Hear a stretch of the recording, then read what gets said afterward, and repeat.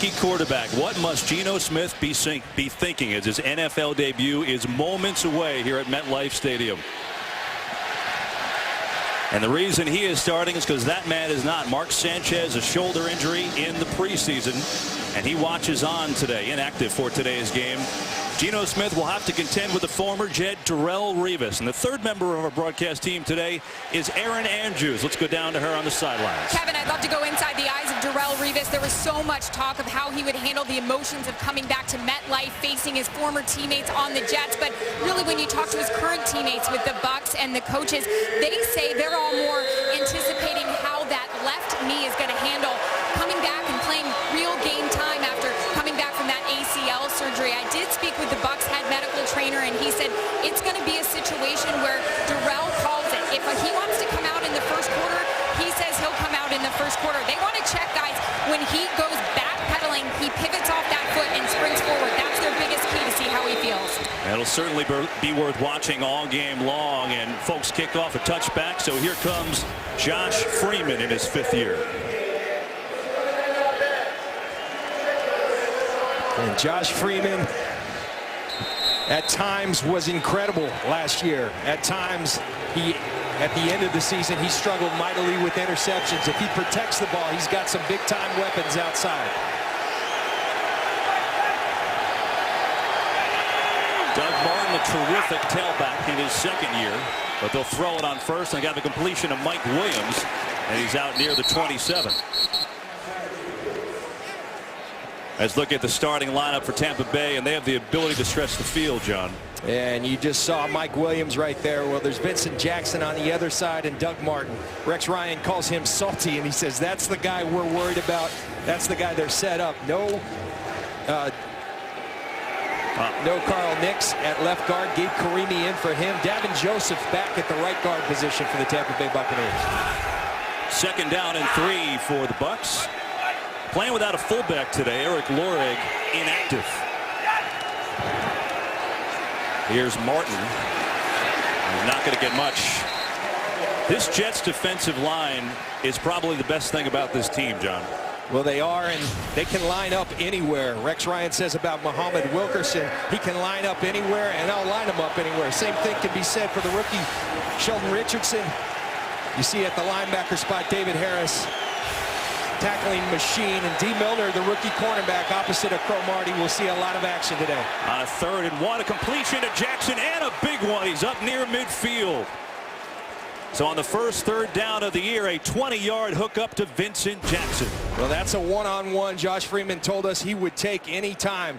D. Milner, a highly regarded rookie, but he is a rookie. Vincent Jackson, he's got a lot of trust in him to win those one-on-one situations. And it pays dividends early for the Tampa Bay Buccaneers. And showing some faith in the quarterback on a 3rd and 1 with a terrific runner.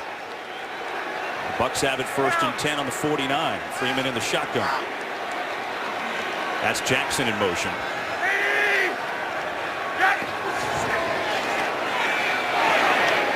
And a little too far for Jackson as Freeman rolling out, and I think that's a wrinkle we could see from this Tampa offense a little bit. We visited with Mike Sullivan, the offensive coordinator, in his 2nd year. He said a lot of the first year was time spent figuring out what Josh Freeman does best. Moving the pocket is one of those things. Look for that early and look for it often, not only in today's opener, but throughout the season. They feel like that's something that can really help Josh Freeman moving forward.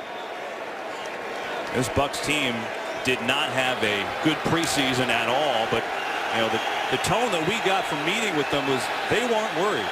We'll see if that plays itself out. 2nd and 10.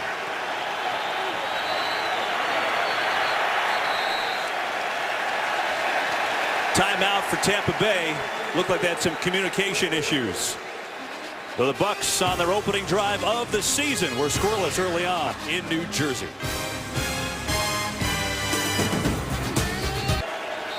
Buccaneers forced to call a timeout. They had some issues getting the play in, John. They did. Josh Freeman looking towards the sideline. Dan Orlovsky, the 3rd-string quarterback, was halfway out on the field telling Josh Freeman the play, and there they are looking at the headset inside the helmet. It's funny how that always happens on the road, Kevin. Never at home, right? No. Someone flipped the switch. 2nd and 10, 5th play of the drive. Bucs barely get it off. This is Martin, who gets into Jets territory, into the meat of that defensive line. Muhammad Wilkerson was there. The ball was snapped. Delay of game. Offense. 5-yard penalty.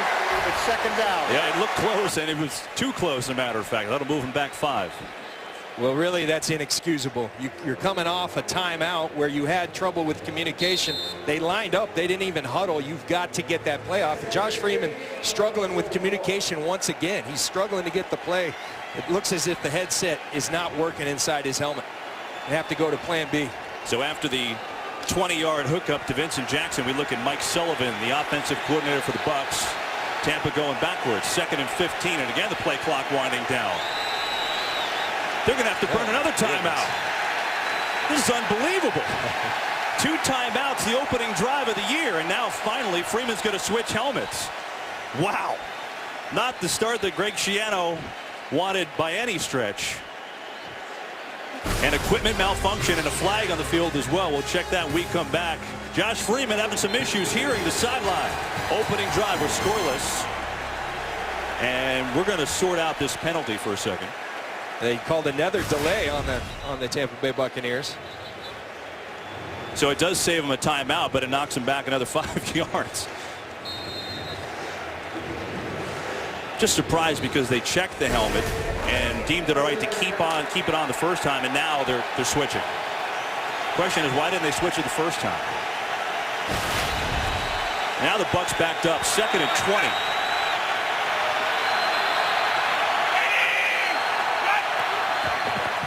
Here comes pressure. Freeman goes down. Jets have their first sack of the year. It's Antoine Barnes.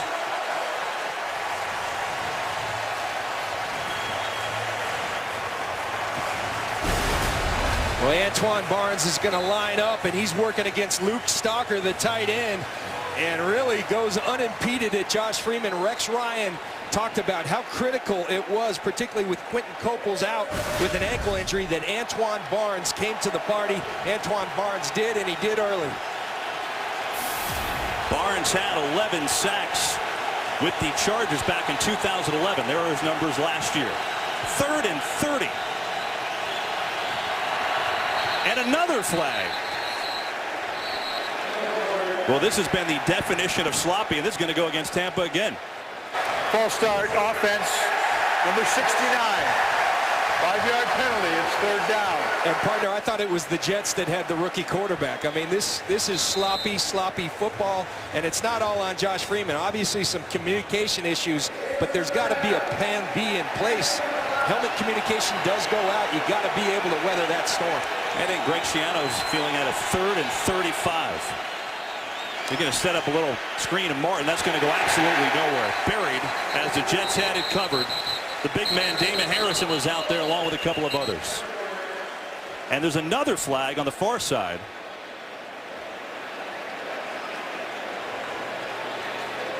Geno Smith is saying, "Can I get on the field?" Offense. Number 19 was moving forward at the snap. That penalty is declined. Brings up 4th down. That may go down as the worst opening series of a year in history. Sloppy. Not the way you want to start a season, and frankly, not much different than their preseason. We talked about their confidence despite a poor preseason. Well, that wasn't very good. Michael Kanan will punt it away. Jeremy Curley did have a punt return for a touchdown for the Jets last year. Is back deep.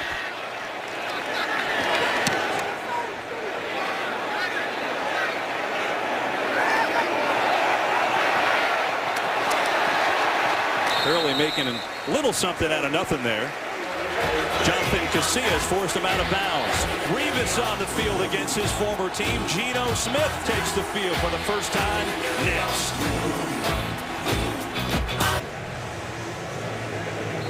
The rookie Geno Smith takes the field for the first time as a New York Jet. And Darrelle Revis for the first time as a Tampa Bay Buck against his former team.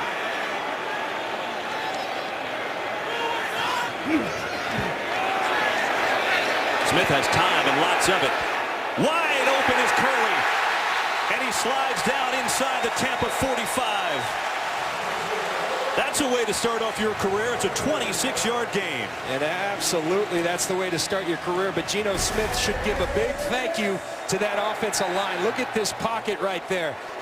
Nothing but time for Geno Smith. He sits back and delivers a strike to Curley. Mismatch against the inside linebacker, Mason Foster. Great job by the Jets offensive line, which they think is a strength of theirs that they can take advantage of today. Darrelle Revis on Santonio Holmes, bottom of your screen. Here comes pressure, and Smith's going to slide down around the 42, pickup of 3. Let's take a look at the starting lineup for the Jets. We know about Geno Smith.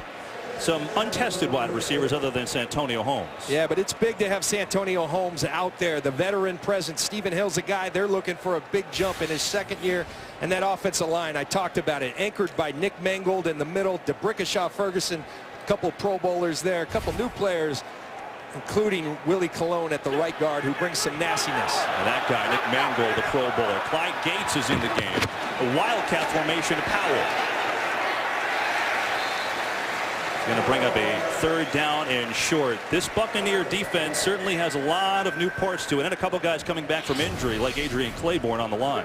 And a lot of people think they put everything in the back. Well, these boys up front are going to have to play well. Gerald McCoy, Pro Bowl player last year.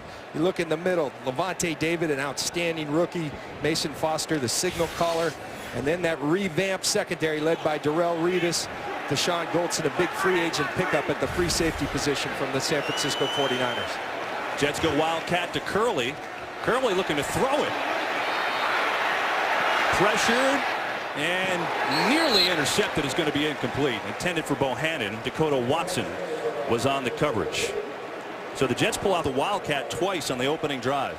Do you like something that? they used a lot in the preseason, and you wondered, they ran it each time. Marty Mornhinweg, the offensive coordinator, you wondered if there was something that they were setting up. There it was, the pass on a critical third down, and you're taking your ball out of your rookie quarterback on third down. You know, after that first, really good pass play, I'm surprised they didn't give him a couple more shots there, but the Bucs do hold. They'll get it back. Page going to let it go. Bounces down, and a great jet bounce. It'll be the Bucs ball inside the 5-yard line. Isaiah Trufant was the man down there, but we have a flag. Hasn't been any of those this game, have there? If it sticks, it's a 33-yard kick, but let's sort this out. Ed Hockley is our lead referee today, 24 years in the NFL, as there's Antonio Cromartie.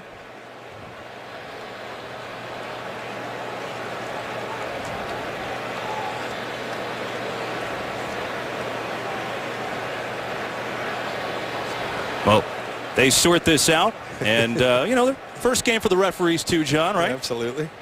During the kick, personal foul, face mask by the receiving team, number 50, while blocking.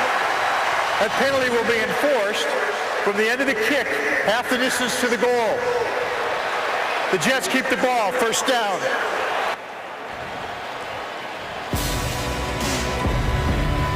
Geno Smith and Mark Sanchez having a little time on the sidelines. No score in the first.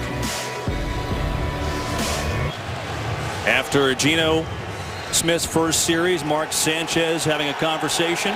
Two quarterbacks discussing. Tampa Bay had some big-time issues on the first drive communication-wise. We'll see if they got it sorted out, but they're backed up big time. 1st and 10. Martin just has nowhere to go. Muhammad Wilkerson was in on the stop. Well, if you look at the start of this game, it's been a little strange. 4 penalties already for Tampa. They went backwards on their last drive. And then this, John, switching of helmets. This has been the root of a lot of the penalties, is that communication system inside that helmet. When it goes bad, you got to have a plan B. You saw Josh Freeman give the thumbs up as they were testing it during the last offensive series for the Jets. Freeman from his own end zone, going from Mike Williams, and it's a little overthrown and out of bounds. Let's check in with Joel Klatt for an NFL game break. Kevin, to New Orleans, where Matt Ryan rolls to his right, looking, and finds Tony Gonzalez for the touchdown. They go up 7-0. Back to New York. Kevin, John, and Aaron. I think that was probably a pretty good phone call to convince Tony Gonzalez to come out of retirement, by the way. Let him stay home all of camp. He just shows up and scores touchdowns. You know, Josh Freeman, Kevin, he told us big part of this game plan was staying out of 3rd and longs. First 2 series, they've been in them. 3rd and 10, and another flag flies. Freeman has time, though, firing well short of Vincent Jackson. But let's see what this flag is on. And remember, Freeman's in the end zone. You can't have a hold in there. Jets may have jumped. Offside, defense, number 91. 5-yard penalty, repeat 3rd down. It's on the rookie Sheldon Richardson.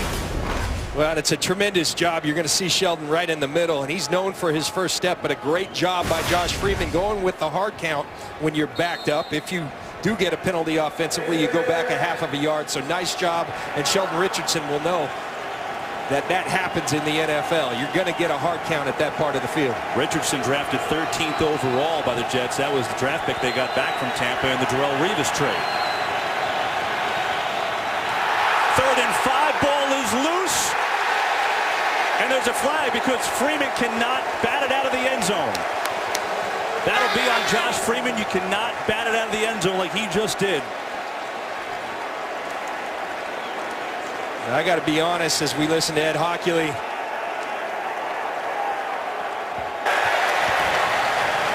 Illegal kicking by the receiving team numbers, correction, by the offense number 7. And the result of the play is a safety. The penalty is not enforced. Well, you cannot have a worse start to a game than this for Tampa. Josh Freeman looking out at Mike Williams and Jeremy Zutaw, the center. And actually, that's a smart play because it's either safety right there or touchdown for the New York Jets. So nice kick by Josh Freeman. But you are absolutely right, Kevin. You could not have a worse start if you're the Tampa Bay Buccaneers. Mike Sullivan, their offensive coordinator, talked about part of the theme was embrace the chaos. The New York Jets defense, they have not embraced it. They have crumbled in the chaos here in the New York Jets opener. Rex is pretty happy about his defense right now. Antoine Barnes, by the way, number 95, flying in to make Freeman panic and kick it out there. Well, the Jets defense, along with some communication issues by Tampa, it's been the story early on. They have a 2-0 lead. I feel like we should be going to the top of the 5th right now with that score. Exactly. And when you start like this, Kevin, leadership is absolutely critical. From Greg Schiano, from Josh Freeman, and there's been a lot made of that. Josh Freeman not named a captain this year. Very uncharacteristic. A guy who's been a captain in the past, not named a captain. But right now, captain or not, he needs to take hold of this team and say, fellas, bad start. Let's get it going right now. You saw Greg Schiano. He was trying to figure out exactly what is going on. And now Michael Kanan will do the punt. It's Curley who'll take it. Curley gets a block. Good return out across the 30. Let's go downstairs to Aaron Andrews. Well, Kevin, Bucs offensive coordinator Mike Sullivan grabbed Josh Freeman as he came off the field and just walked with him and is still sitting with him on the bench because clearly there were players from the Bucs defense that were getting upset about that last play in that series. They were starting to lose their mind. So he's still sitting with Freeman, just trying to calm him down and get him to stop shaking his head because they need him to be thinking clearly next series out there, guys. Aaron, thanks. Quite the story early on. Geno Smith, 1 pass, 1 completion for 26 yards. Here's his 2nd series. And it's Powell spinning his way out to the 33 on 1st down. Deshaun Goldson, coming over as a free agent from the Niners, made that tackle. And a big pickup for the Tampa Bay Buccaneers. He takes the vacated spot by Rondé Barber, who's working for us here at Fox Sports now. But Deshaun Goldson, a great player. Very versatile, can come up, play the run like he just did, and also has the range in the back end. Part of that revamped secondary in Tampa. Jets shift the formation quite a bit. Smith a little behind. He's looking for Clyde Gates over the middle. And Darrelle Revis was right there to knock it down. That's got to feel good for him. And when you're playing against Darrelle Revis, don't be late with the ball and don't be behind, because that's a pass breakup right there as you hear the Jets fans boo to welcome Darrelle Revis back. But Geno Smith had a problem with that. Accuracy at times is not his strong suit, and that is critical in this league.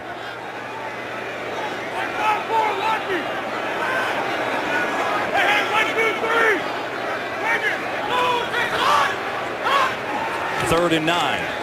Pressure coming. Smith unloads, but the pass is going to make Kellen Winslow fall down and catch it shy of the first down. We have a game break. Let's check in once again with Joel Klatt.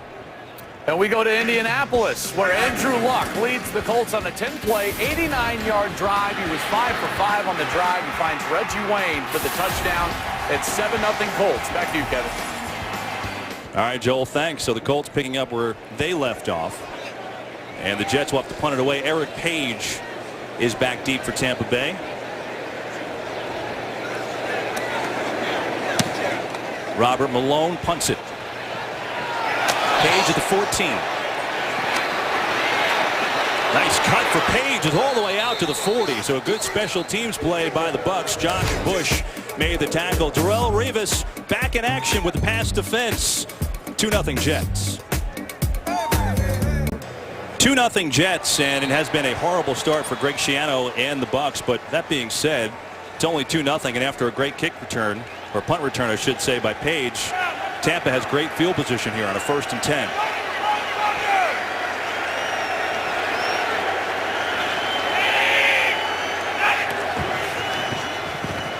Here's Martin, just bowling forward a little bit. Wilkerson got his hands in there. You know, John, you brought this up last series. It's been a crazy start for Tampa. Communication issues, the fumble and the safety.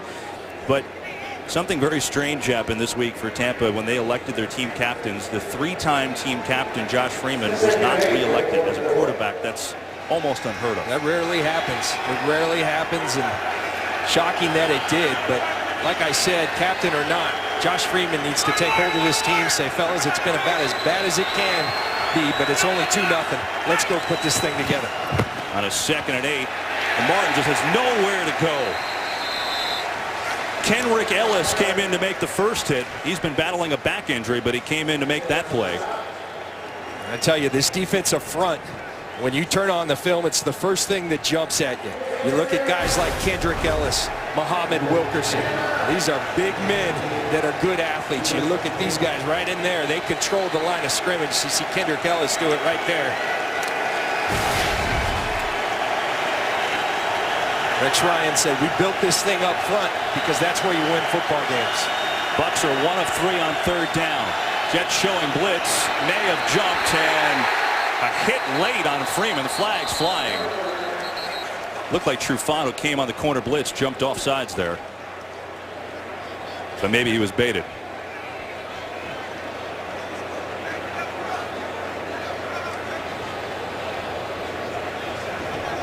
Before the ball was snapped, false start by the center. That's a 5-yard penalty, and it's still 3rd down. Jeremy Zuttah is the center as the penalties continue. The 5th one on Tampa. Watch Jeremy Zuttah there. Looks like that they're calling that if they try to simulate the snap and it draws the offsides. But this just furthers the theme that Tampa looks completely out of sync. And this is frankly what a lot of the preseason looked like. And typically you do what you did during the preseason, so you better fix it. They were confident, but until I saw it, that's what you got to go with. 3rd and 14. Freeman's got time. He gets a 4-man rush, but now he goes down. 2nd sack of the day for the Jets. It is Wilkerson, his first of the year. Muhammad Wilkerson, when you start watching this Jets defense, you say this guy is a beast. He's 315 pounds, and he's got a lot of wiggle to him. Rex Ryan compared him to J.J. Watt. He said he won't have the sacks. Well, he says, not so fast, Rex. I'll get plenty of sacks, too.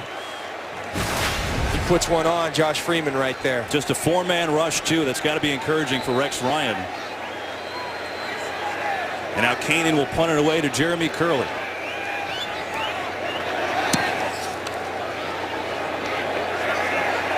Good kick. And Curley backed up inside the 10 when he calls a fair catch, and that's where the Jets will take over. Jets defense playing big so far. Muhammad Wilkerson has their second sack of the day.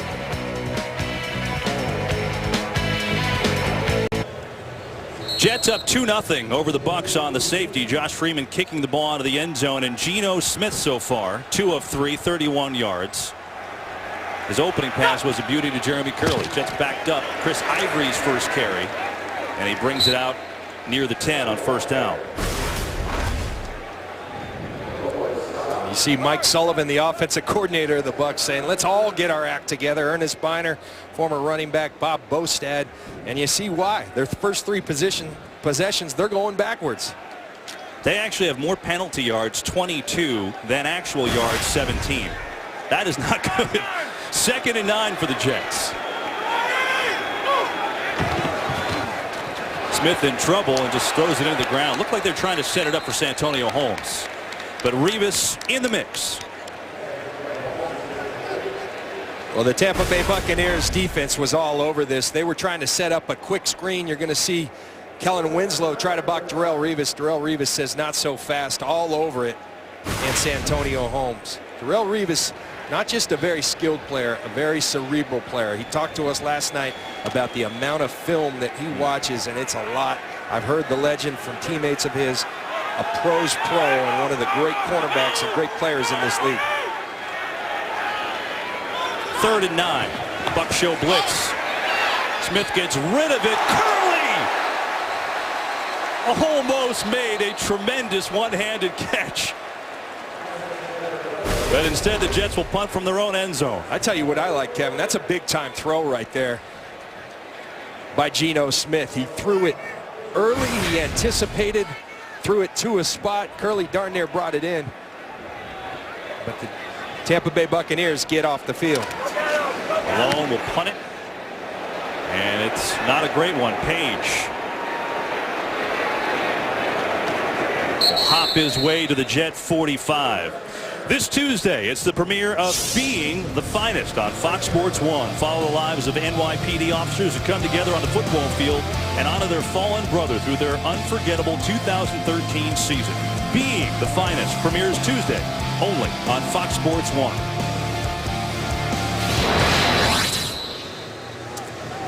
Well, once again, Kev, you say everything that's gone bad for the Tampa Bay Buccaneers, particularly on the offensive side of the ball. And they're only down 2-0, and they got the ball in the Jets' territory.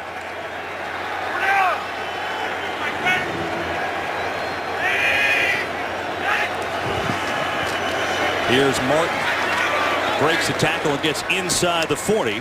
Darren Walls brought him down. Joel Klatt has another game break for us. Jets fans tired of seeing this. It doesn't matter who he's throwing to, John Lynch. Tom Brady finds Julian Edelman for the 9-yard touchdown, his 49th straight game with a TD pass. That game is now 10-0 New England. You know, Joel, I mean, the Jets are feeling good about their defense, and then you go throw a Tom Brady highlight in there. I mean, that's just totally not cool. 2nd and 5, that's Jackson in motion. And Freeman will hit him for Buccaneers first down. Antonio Allen came over to corral Jackson, but not before a 7-yard gain. This is something we set up early. Mike Sullivan told us that they would do a lot of it. They're trying to play to Josh Freeman's strengths. Don't stick him in the pocket where he has a tendency to hold the football, move him around. And that's exactly what they do. They get him on the run. They feel like he tends to throw on time more so and throws even more accurately on the run, and he does so right there to Vincent Jackson. Warren the single back, just 5 carries, 8 yards so far. Trying to get him going.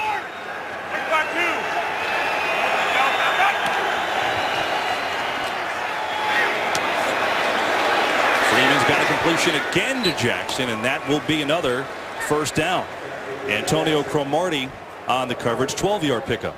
Well, Antonio Cromartie talked about this matchup with Vincent Jackson, his former teammate with the San Diego Chargers. And they battled many a day as members of that San Diego Chargers, Cromartie said they had to do away with old one-on-ones in practice because they dominated them so much. He was looking forward to it. He said he will not follow Vincent Jackson all over the field. But when I'm looking out here, I'm seeing him follow. Bucs on the drive. 1st and 10 at the Jet 20. Martin again trying to find some running room. But that's been hard to come by. David Harris on the tackle, gain of 3. Kevin, I think our guy Cromartie pulled a fast one. I asked him, are you going to follow Vincent Jackson all over the field? And he said, no, I'm playing left corner. Where was he 2 plays ago? Right corner. And then Vincent Jackson came over on this side, and he was over at the left corner. And that hasn't deterred Freeman from looking. They remember the Jets have the rookie Dean Milliner, who missed most of the preseason. So what do you do if you're the Bucs? You put him in the slot. Cromartie's not going in there.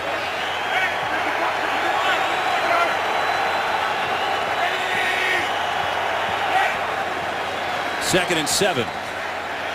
Pressure. Freeman to the end zone. Touchdown.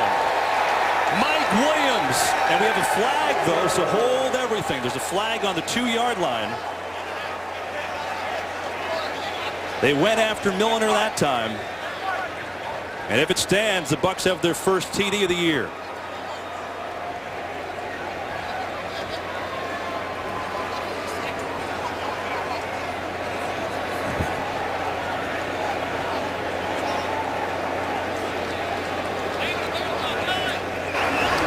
There was a touchdown on the play. After the touchdown, personal foul, unnecessary roughness, defense number 27. A shot to the head. That penalty is 15 yards and will be enforced on the kickoff. Again, the touchdown counts. Well, it always starts with protection, and the Bucs right here do a nice job of protecting Josh Freeman, and he throws a laser. This is what Josh Freeman's capable of, and D. Milner, Revis isn't here anymore, but Cromartie is. So as a rookie, you better expect a lot of action your way. And Josh Freeman told us he would, and he goes right after the rookie corner. Ryan Lindell, the extra point. And it's up and good. So after about as bad a start as you could possibly have, that all being told, it's the Buccaneers jumping in front of the Jets. Take a look at the penalty, too. Mike Williams on the touchdown.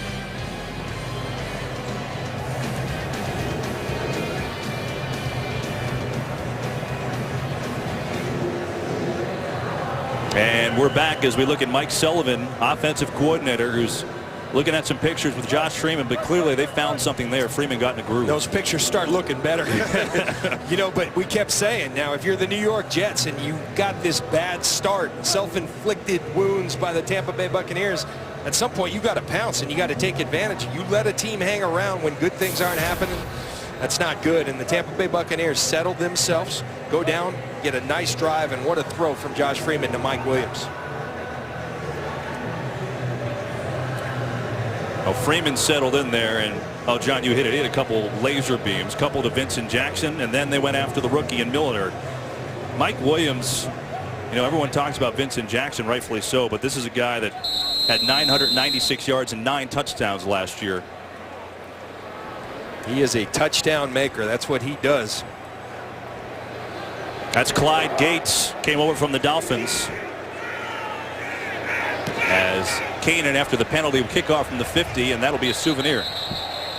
Boy, this Jets team has had, well, they've had some stuff going on, that's for sure. And it didn't all start bad. I mean, Rex Ryan was hired in 2009. They drafted Mark Sanchez, and, well, it certainly worked. They got to back-to-back AFC championship games with a couple of monumental upsets along the way. But last 2 years, the team's gone 14-18. They've missed the playoffs, and there's been a whole lot going on there. John Idzik hired as the new general manager. Mike Tannenbaum released. And then they go and draft Geno Smith. Smith struggled in the preseason. Sanchez hurt. And now it's Smith under center with a little fake and looking for Santonio Holmes, and Darrelle Revis says, And the New York Jets fans have seen this before. Typically he's on their side, but ACL, he was a little nervous about it. How will it respond? It looks good to me, I'll tell you that. Sits and reads, and then he's got such tremendous length. He comes in with that right hand, and you see the reaction. Happy to be back on the field. He said it's taken a lot of patience, and here he is. Wildcat for the Jets. Powell.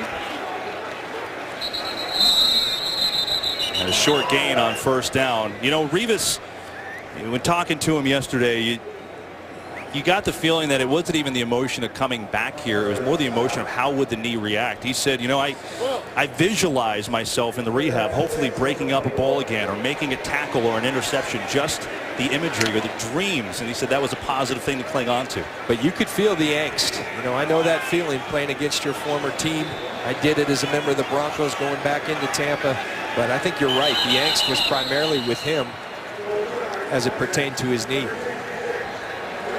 Movement on the Jets. That time Mark Barron was threatening blitz, and the Jets have run 17 plays on offense, and Rivas has been in for 11, so I'd have to think that's a pretty good sign. He's been in for 11. He's made, I think, 3 plays already.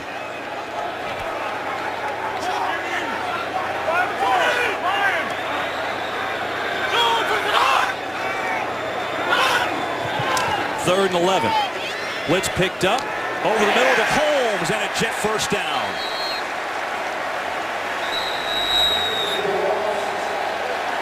They went against Rivas again, but that time Holmes won the battle. That's the end of the first quarter. Buccaneers 7, Jets 2. NFL on Fox coming back after this. We start the second quarter. Buccaneers in front of the Jets 7-2. Geno Smith had a string of 4 incompletions, hooking up with Santonio Holmes for a first down. Pressure in his face, and Chris Ivory a little high for him. It'll be an incompletion. Well, John, you look at this game the way this starts as we get a look inside our booth. And I should say that he's John Lynch. I'm Kevin Burkhardt. I mean, it couldn't have started any worse for Tampa Bay, but here they are in front. Well, they weathered the storm, and that's exactly what they did. And here they are ahead 7-2. So if you're the Jets and the rookie quarterback Geno Smith, you better respond right now because you've kind of woken up the Tampa Bay Buccaneers. And Geno Smith, he's looked sharp today. I'd stop going after Terrell Rivas, though, because that's not working so good. Here's Ivory. And Ivory will fight hard to get to the 35. Adrian Claiborne on the tackle, 3-yard gain. Jets went out and picked up Ivory in a trade with the Saints, and he's an intriguing guy. I mean, he's got a 5.1 yards per carry career average, John, but he hasn't been able to stay on the field. And that's been the problem. In a limited role, he hasn't always been available. He's been hurt a lot. But let me tell you something. When he is healthy, this guy delivers punishment to defensive players throughout the league. Always one of my favorite players to cover when he was a member of the Saints. Another 3rd and long for Geno Smith and the Jets.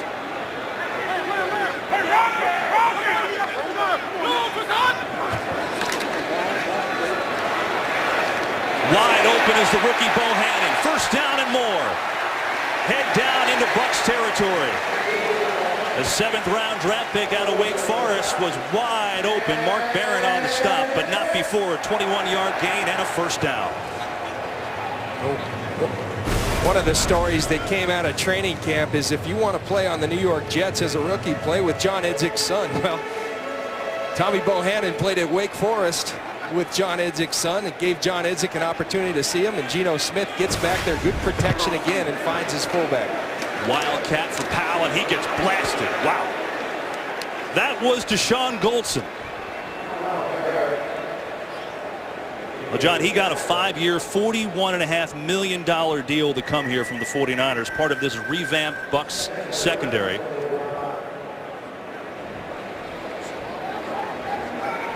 And he earned it. Watching him play out there in San Francisco, this guy's a playmaker. He's physical. He's kind of the modern day typical, prototypical safety.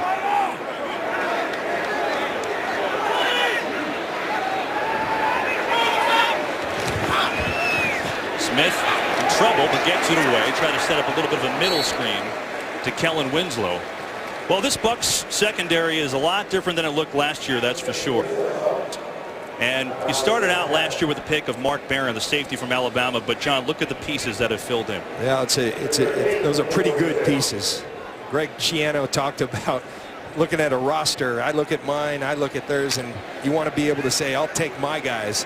And we're at the point we can do that. Now, some have questioned, including Tony Dungy, my former coach with the Buccaneers, if they're going about it backwards. Should they be building up front? And that's an interesting question. 3rd and 8. The Again, McCoy on pressure. Smith can run it. And he's going to get it. Little shoulder roll got him a couple extra yards and a first down, but we've got a flag. Shocking in this game, I know. Kellen Winslow had a heck of a block on the outside, too. But let's see if this is going to stand.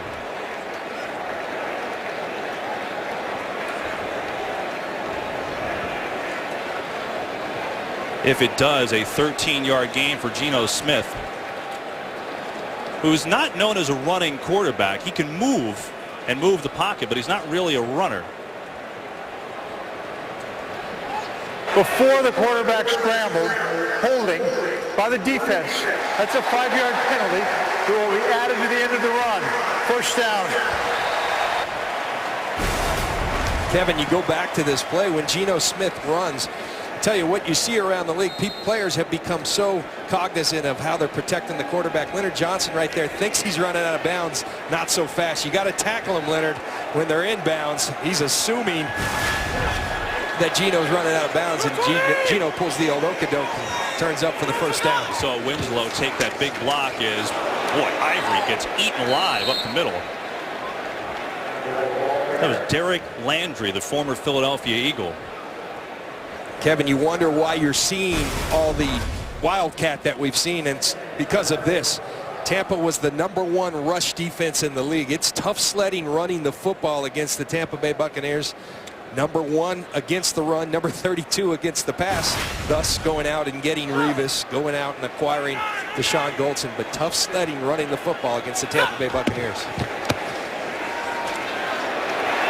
Smith run out of room, and he's going to throw it away. Mason Foster came in on the quarterback pressure. And, you know, John, I'd have to think that if you're Rex Ryan, you look at that play as a good thing, considering the last time we saw Geno Smith, he was throwing 3 interceptions in a preseason game. Well, a good decision, but one thing Geno Smith will learn in the NFL, you better throw on time. I see him right away looking at Clyde Gates across the middle of the field, but then wisely pulls it down after you see him wanting to go there. But a good decision. If you aren't going to go now, hold on to it and live to see another down. 3rd and 11.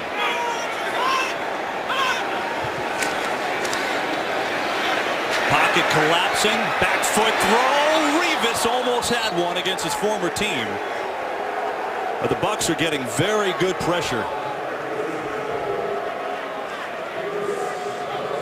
And they're getting it from their studs. Gerald McCoy's been in there hitting Geno Smith. Daquan Bowers came on that series, not a starter, and put pressure on Geno Smith a couple of times. But Gerald McCoy, can he take that next step? Went to the Pro Bowl last year, 5 sacks. Can he be a guy who comes out with 10 sacks?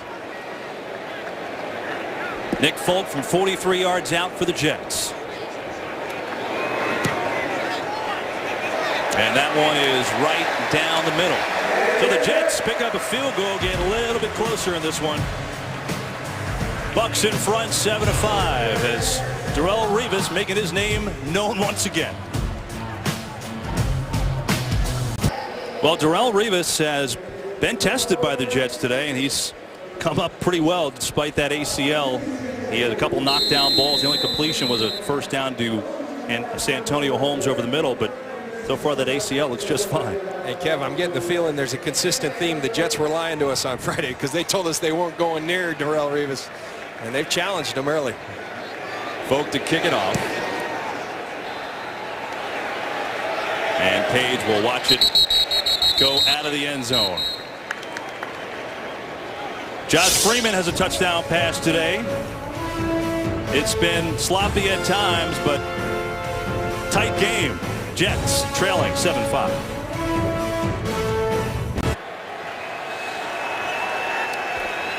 Looking at some pictures of the Jets. Meanwhile, it's the Bucs on offense, and they have not been able to get the running game going at all. No gain to Doug Martin, who just 13 total yards from him so far.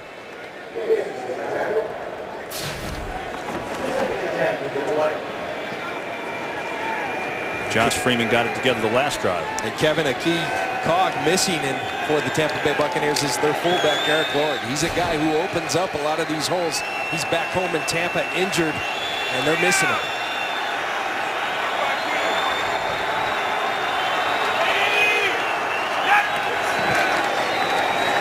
Another try from Martin, who works hard. He's going to pick up 5. Doug Martin just really burst on the scene last year. I mean, Buccaneers took him in the first round out of Boise State. It's a guy that rushed for 1,454 yards. And Tampa hurrying up, and they're going to get a flag. They caught the Jets that time. Before the ball was snapped, timeout Jets. That's their first. So Tampa hurrying it up, and they make the Jets take a timeout. Bucs on top of the Jets here from New Jersey.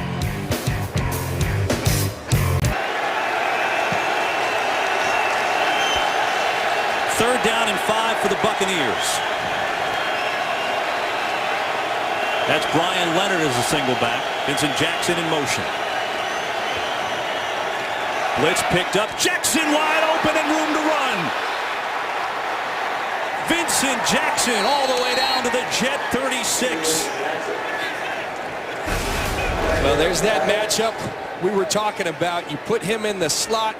He puts a nice move, the slant route. Very accurate football by Josh Freeman. And Rex Ryan, we asked him about Vincent Jackson, about Josh Freeman. He says, I'm not worried about those guys. We're going to play our D and not worry about him or anyone else except that running back. They better start worrying about Vincent Jackson because he's come to play. That was a 39-yard hookup. He's already got 4 catches for 78 yards on a 1st and 10 for Tampa at the Jets 36. As Doug Martin patiently finding a hole, but we get a flag behind the line of scrimmage.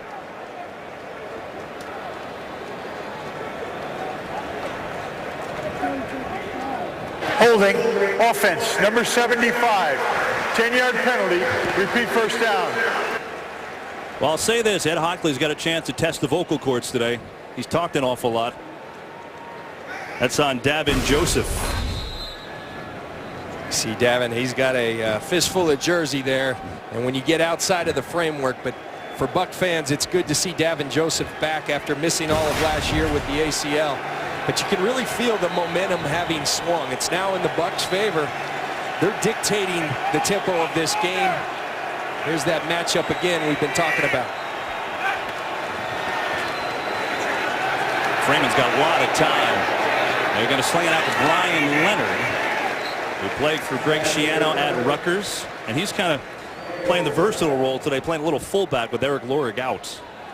He is, and he'll spell Doug Martin at the halfback position as well. You see this when the Jets get to their sub package, their nickel package. The Bucs are trying to go with the no huddle so they can dictate to the Jets and keep the Jets out of a lot of that chaos. You've seen the up tempo, and it caused just a couple of plays ago the Jets to call a timeout.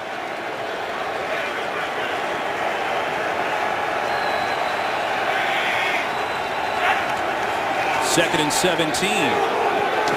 Freeman trying to go back shoulder there for Mike Williams. Dean Milliter on the coverage. Let's get a game break, and Joel Klatt is standing by. Well, the reigning MVP is at it again. Adrian Peterson, his second touchdown of the first half. He had a 78-yard touchdown on his first carry of the game. Kevin, John, and Aaron, this guy is doing work. Well, Joel, he said he wanted to rush for 2,500 yards this year, so he's off to a pretty good start. I don't ever doubt that, man. What he did last year was simply remarkable. 3rd and 17 for the Bucs. They've got Ogletree in the game. Vincent Jackson, top of your screen.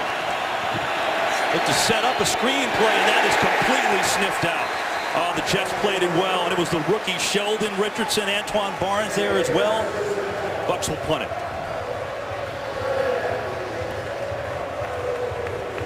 Great job by the Tampa Bay Buccaneers. Excuse me, the New York Jets defense, but again, self-inflicted wounds. When the Bucs haven't had penalties, they've driven the football. When they're going backwards with penalties, it sets up the favor of the New York Jets. Cannon's had a good day so far.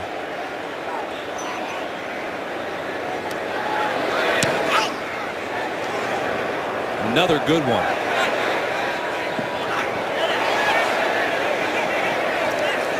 Well, Curley let that one bounce, but got away with it. It could have taken a Bucs bounce, but it did not. Jets defense holding their own. Now they're looking for a little something from their offense in this game. Geno Smith back on the field. We come back. Well, the Jets on the opening offensive play, Geno Smith hit Jeremy Curley for a 26-yard hookup. Since then, hasn't been too much. That's leaders. they got to get it going. They need some explosive plays. We saw that explosiveness, and that's frankly something they've struggled the last couple years, finding that explosion. And when you watch this league, when you study this league, that's what it takes. You don't just grind the ball down the field anymore. It's those explosive chunk yards that are so critical. They got to find them. And the Jets are backed up here. Revis has been on the field plenty. 1st and 10 Jets at their own 11.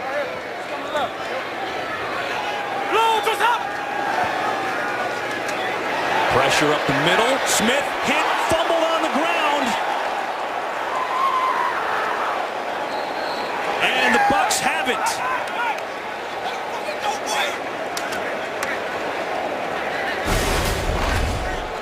It's Mason Foster who comes after the football. And it looks as if Mason Foster got that before the arm was moving forward, before the hand was moving forward. Hand on the football.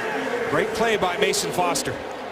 That's the empty hand. That was clearly a fumble. It was Mason Foster forcing it, and the rookie coming up with it, Akeem Spence. And now the Buccaneers in business. So the Jets, their first turnover, and they will take a look at it because they do for scores and turnovers. But that was clearly a fumble. John, the Bucs have gotten pressure up the middle quite a bit today. They have, and you talk about the momentum shift in this game. Remember, early on it was all bad for the Buccaneers. They've turned that around and have an opportunity to go add to their lead. 1st and goal at the 5. Martin. Touchdown, Tampa Bay.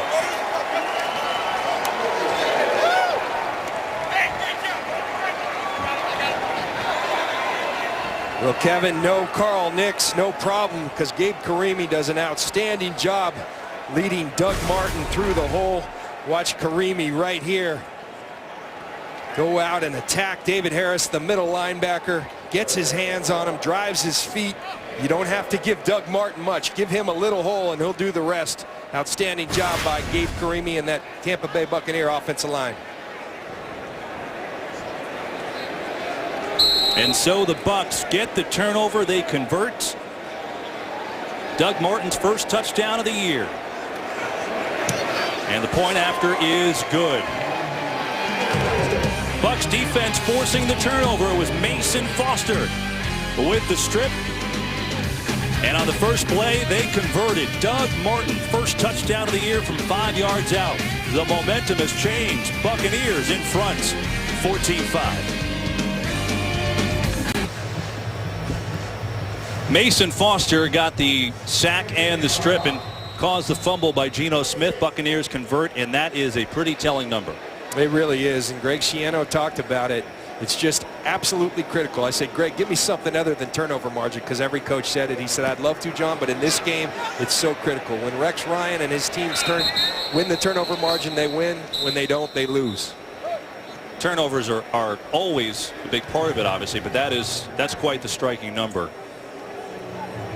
Think about how this game started. The Buccaneers on their opening possession, it was a 20-yard hookup to Vincent Jackson, and then they had penalties. Josh Freeman couldn't hear. It was a 3rd and 35, and it was a disaster for a couple of drives. It's changed now. They've gotten their feet on the ground and have a 14-5 lead over the Jets with 6.5 to play in the first half, and Geno Smith coming off that turnover.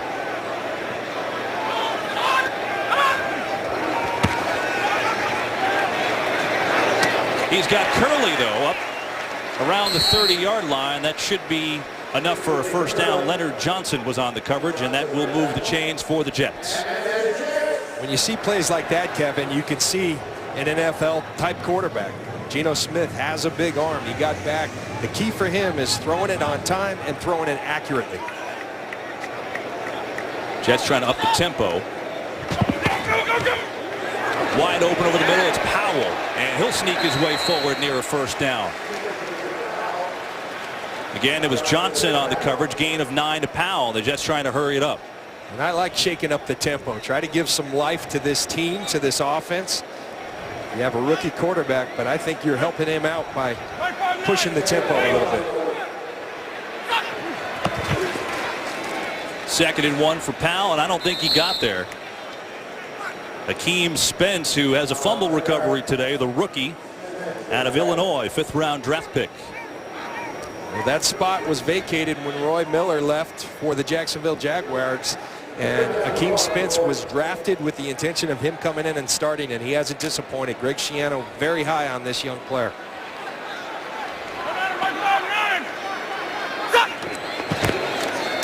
Third and short, they bring in Ivory, and he has to fight his way. It's going to be close. I think the second effort will get him there. Adrian Claiborne laid the wood there, but Ivory withstood it, and will move the chains for the Jets. I tell you what, this is just good football on everybody's end. Adrian Claiborne's going to come off the edge, come underneath, and meet Chris Ivory in the backfield, but Ivory does not go down, and that's what he does so well. He fits with the ground and pound mentality of Rex Ryan and the New York Jets. I formation, I think for the first time today for the Jets. Good time over the middle. Cumberland, the tight end, and he gets hit, and it's knocked away, and they're going to get a flag. They're going to get Golson, I believe. Cumberland is down. Oh, that was a shot. And this is obviously the big point that the NFL is looking at this year with all the concussions and the settlement that just occurred. The hits. And you can just count on it. You see a big hit across the middle of the field, you're likely going to have a penalty flag thrown. You see Goldson, doesn't look like he goes. Personal foul. Unnecessary roughness defense, number 38. A hit against the defenseless receiver. 15 yards from the previous spot. And a first down. Now look, hit against a defenseless receiver. We're going to have to talk to Mike Ferrer here, but he does not use his head. He uses his shoulder. He does not go to Cumberland's head. That's a good hit. That's a legal hit. But it's just what these officials are told these days. Err on the side of caution. And they erred on the side of caution right there. Nice play by Deshaun Goldson. Oh, the Jets will take advantage of the penalty, but I want to stay with that after this play because it's obviously going to be a huge thing to watch in the league. 1st and 10 for the Jets, Tampa territory. Ivory works his way to the 40. Dakota Watson on the hit. Let's bring in Mike Pereira to help us out with this. Mike, this is obviously going to be watched by everyone this year. What was wrong by Goldson on that play, and what is he supposed to do? Well, I mean, I think when you slow it down, I mean, you can actually go to the point where it looks like it may be shoulder to the chest, but you also may have some helmet-to-helmet contact, and that is Lynchy. John said it just right. They want them to err on the side of the safety. It was a big hit. It was high, and that's likely to be called 9 out of 10 times. As Mike's talking to us, Levante David, the second-year player, picks off Geno Smith. 2nd turnover from the Jets. Trevor Scott got pressure to help out. And the 2nd consecutive turnover by the Jets. It's David with the pick. Well, high balls over the middle in the NFL, they don't work. They turn in to interceptions in this league. Geno Smith sails it. Levante David brings it in. Looks like a miscommunication with Chris Ivory. But Geno Smith will learn you do not throw the football high across the middle in this league because it will go the other way. And so now the Buccaneers can really put their stamp on this game. 4:05 to go first half. They're up 14-5 in great field position on a 1st and 10.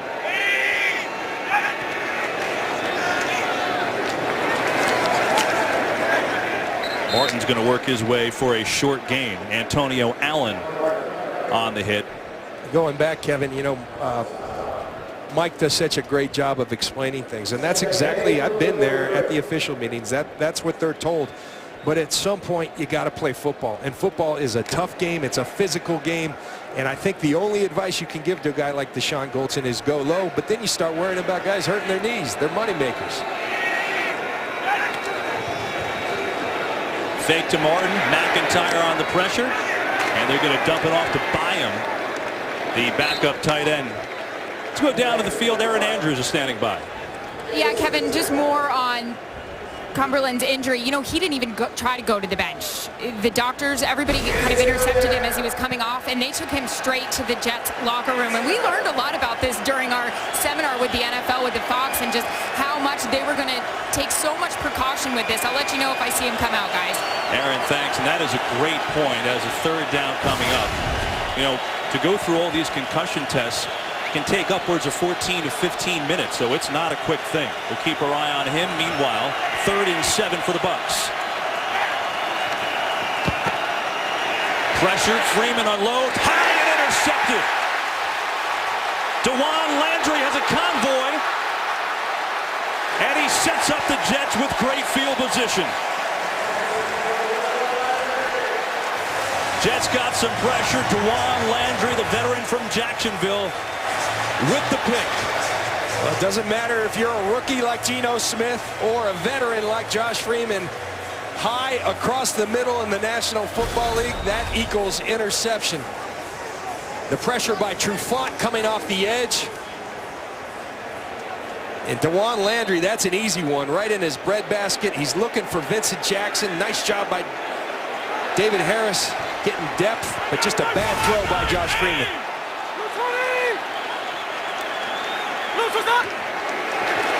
Play fake Powell. Everybody's coming. Smith in deep trouble. He's brought back all the way at midfield. Mason Foster has already had a couple big plays, and he gets his 2nd sack of the day. Well, Geno Smith, when we talked to him on Friday, he said, I know I'm a rookie. It's coming. Well, it's coming. Everything and the kitchen sink is coming. Rex Ryan going to tell Geno Smith at some point, throw the football away. You can't lose yards like this. You got to learn. At times, the best decision is throw the football away. Live to see the next down. He's going backwards right there, courtesy of Mason Foster. That's a 19-yard loss on the 2nd sack by Mason Foster. We've hit the 2-minute warning. Oh, hang on. Did he call a timeout? No. I think they said 2-minute warning official. I don't know why Geno Smith was trying to signal timeout there. 2-minute warning indeed. It's the Bucs up 14-5. Before we left at the break, I think Ed Hockley throwing a little bone to Geno Smith, because Geno Smith, right before the 2-minute warning, asked for a timeout. Ed says, no, you really don't want that, Geno, and lets it go. But confusion on both sides here in week 1, and remember, it is week 1. 2nd and 28 after the 19-yard sack by Mason Foster. Just a little dump-off route that time by Conrad Rulin. Remember, we just saw Jeff Cumberland go out. Likely concussion testing, you would think, back in. So Rulin, the 3rd tight end. And the clock is running. Each team with 2 timeouts, by the way. Critical for Geno Smith. Get at least 3 points on the board. Send your team to the half with a good feeling. Protect the football. Get at least 3. Nick Folk's career long, by the way, is 56 yards.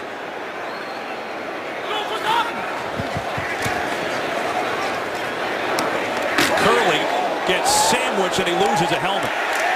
And we get another flag, and I'm assuming that is also going to be on the Bucs. Deshaun Goldson was there again.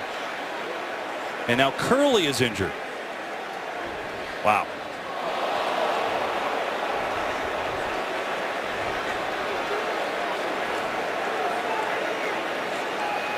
Just telling you, Kevin, you see big hits across the middle, there's likely going to be a flag. Personal foul, unnecessary roughness defense,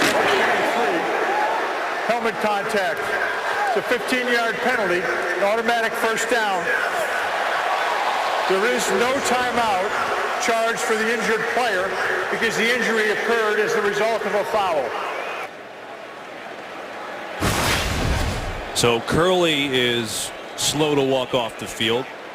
Deshaun Goldson has hit 2 Jets, gotten 2 flags, and gone off the field. Let's bring in Mike Pereira. Mike, what'd you see there?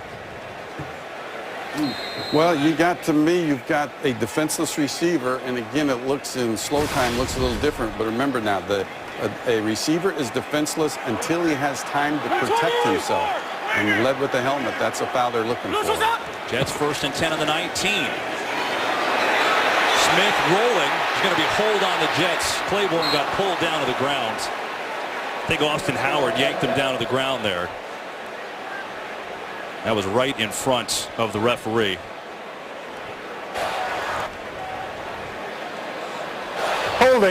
Offense, number 77. 10-yard penalty. Repeat first down. Right in front of Ed Hockley, you're right, and he's not going to miss that one. Takes it back. Be 1st and 20. You got 1:09 left, and they are in field goal position. See Curley going off into the locker room to join his buddy Jeff Cumberland. Jets trying to get some points here. 2 timeouts remaining. 1st and 20. Santonio Holmes in the game, top of your screen. That's Stephen Hill in motion.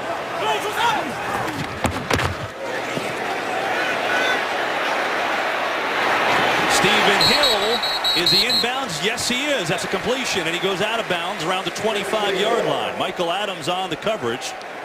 That's a 4-yard gain to Hill. So Stephen Hill in motion, looking to work on him, but he does a nice job staying with the play, and a very accurate throw by Geno Smith, putting it on the money outside where only Stephen Hill, his receiver, can get it. He gets both feet in. Ryan Spadola, the local kid from Jersey from Freehold High School, is in the game right there. Smith has loads of time, firing. He's got a man wide open. It's Winslow, and he's got a Jet first down. Maybe the best play of the day from Geno Smith.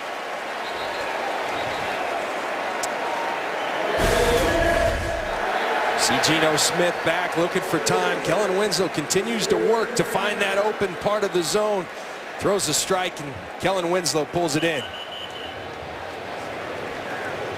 It's an 18-yard hookup to Winslow, and now the Jets' thinking changes. They take their second timeout, 39 seconds to go. Now, during the preseason, this is an area where they've gone to that wildcat a lot, right down inside the 10-yard line. Going to be interesting to see if they go back to that wildcat or if they keep it in Geno Smith's hands. Well, Geno Smith has spread it around. You got to give him credit for that. His overall numbers, but out of the 11 completions, 7 different receivers, so he isn't locking on one guy necessarily. Well, 2 of his receivers are in the locker room right now, so he's going to be throwing to some more here.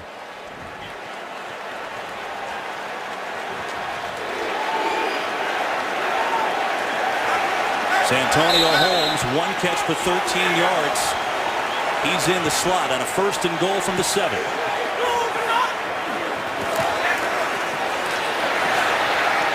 Firing, touchdown! Kellen Winslow!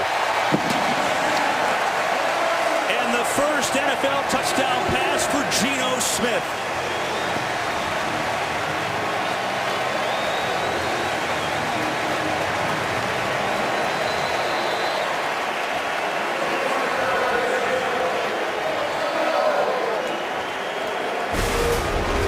Beautiful protection by the Jets offensive line.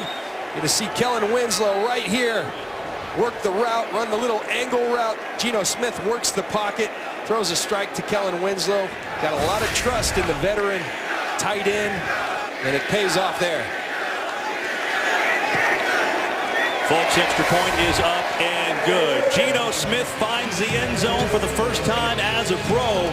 And the Jets put together a much-needed drive. 14-12 Bucs. Geno Smith with his first career touchdown pass. He finds Kellen Winslow from 7 yards out. And he put together a nice drive. He hit Winslow from 18 yards away on a big completion before that. 5 for 5, 44 yards on the drive for Geno Smith. A big confidence builder. And Winslow could be huge in this game, especially with Jeff Cumberland back to the locker room after taking that hit from Deshaun Goldson. Winslow, 4 catches, 33 yards. Kellen Winslow said his knee that has given him so much trouble throughout his career has felt better this offseason through training camp. Rex Ryan's done a terrific job of managing it, and he's an asset for a guy like Geno Smith, a security blanket across the middle of the field. Well, give Smith credit after turnovers on consecutive possessions to come back there and fight the clock. They were helped by the 15-yard penalty on Goldson for sure.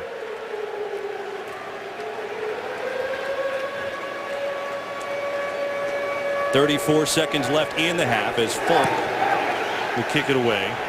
That's Ogletree back there for the first time today. He's going to take it out.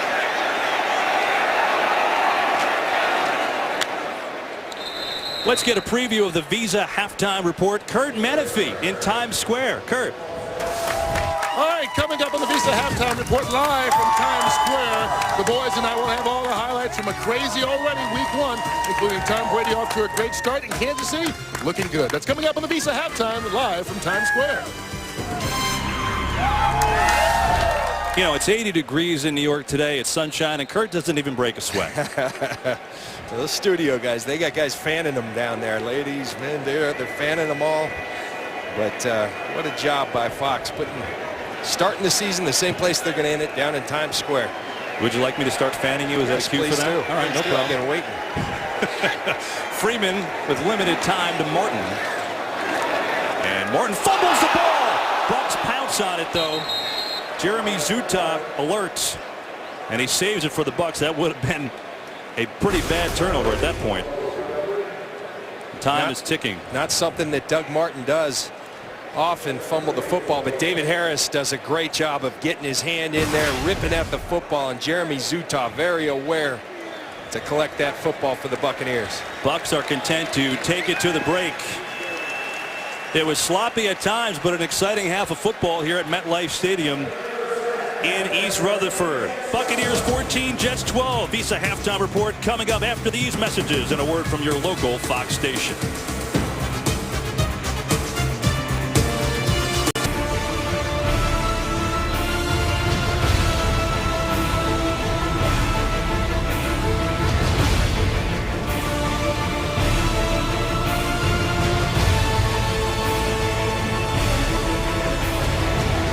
We get set for half number 2 at MetLife Stadium in New Jersey. It's back and forth first half, couple of key turnovers certainly, and the quarterbacks were, well, up and down. We saw each quarterback, Josh Freeman and Geno Smith, with a touchdown and an interception. In the first half, numbers kind of showing you that. Turnovers were a key, penalties were a key, and I guess, John Lynch, when you look at this and look at the first half, evaluate it, what do you take out of this thing that we saw here? Well, it looked like week 1, and it looked like week 1 in a day and age where people don't play a whole lot in preseason, so you're kind of working out the bugs. We saw the Bucs struggle to even get a play called and run early in the game, but they weathered that storm. They came out. Josh Freeman was actually sharp until he threw that interception. And so for Josh Freeman, it's just the consistency. Geno Smith started to get some rhythm at the end of that half. Again, for him, it's protecting the football as well. Jets will get the ball, too, to start the second half. You can follow your favorite team all season long. Just go to itunes.com/NFL.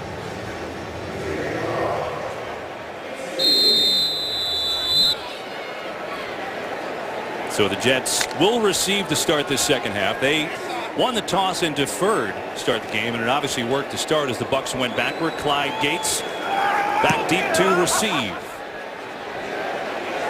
And Michael Cannon's kick goes out of the end zone.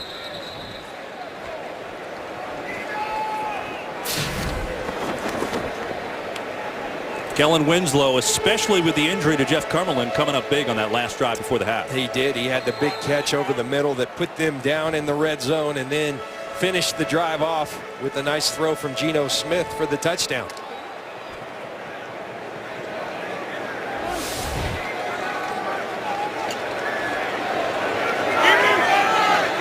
Start the second half with the 1st and 10, Jets at the 20. Jeremy Curley is back in the game. That's good news. Smith's first pass is caught. Stephen Hill as a Jet first down out to the 30. Jonathan Banks, the rookie, on the coverage. Curley back in there, and remember, he was one of 2 Jet players to get his bell rung by Deshaun Goldson, so good to see he's okay. It always starts with protection up front. You see Bilal Powell pick up the stunt, give Geno Smith the time, and he delivers a beautiful football to Stephen Hill. Ivory, nice sidestep, runs into his own man, still up on his feet. And then Mark Barron will bring him down, but the forward progress will get out to the 36. You look at Ivory coming downhill, and Stephen Hill almost tackles his own guy, but Chris Ivory keeps those legs going. Those are 2 powerful men right there, Chris Ivory and Mark Barron. There'll be some collisions in this second half. You know, before Ivory took that monster hit from Adrian Claiborne, didn't go down either. What do you have to do to get him on the ground? He's a tough runner. 2nd and 3, Ivory remains in the game, high formation. Great block by Ivory, and a completion to Stephen Hill for another Jets first down.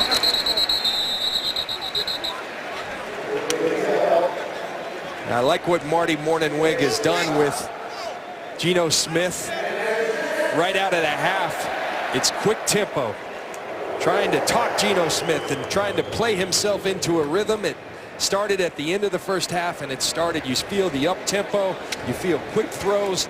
Nice job by Marty Mornhinweg coordinating this New York Jets offense.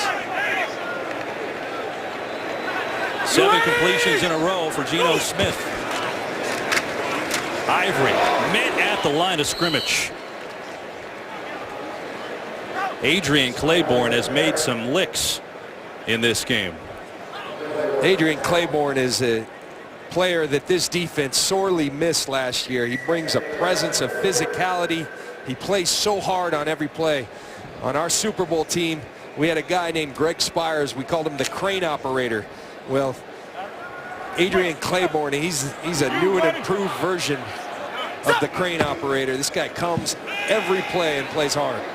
Here's Winslow again, gets a block.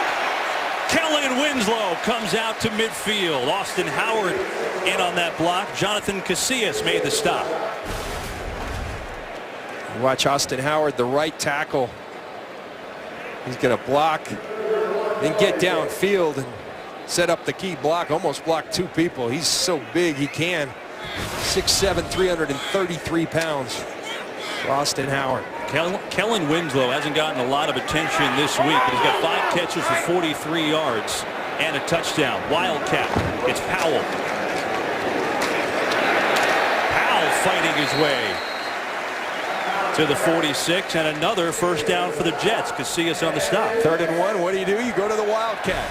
And Marty Mornhinweg said we've got to come up with some creative ways to run the football, take some heat off of Geno Smith. That's the 4th time we've seen it. 3 runs. We saw the 1 pass from Jeremy Curley in the first half.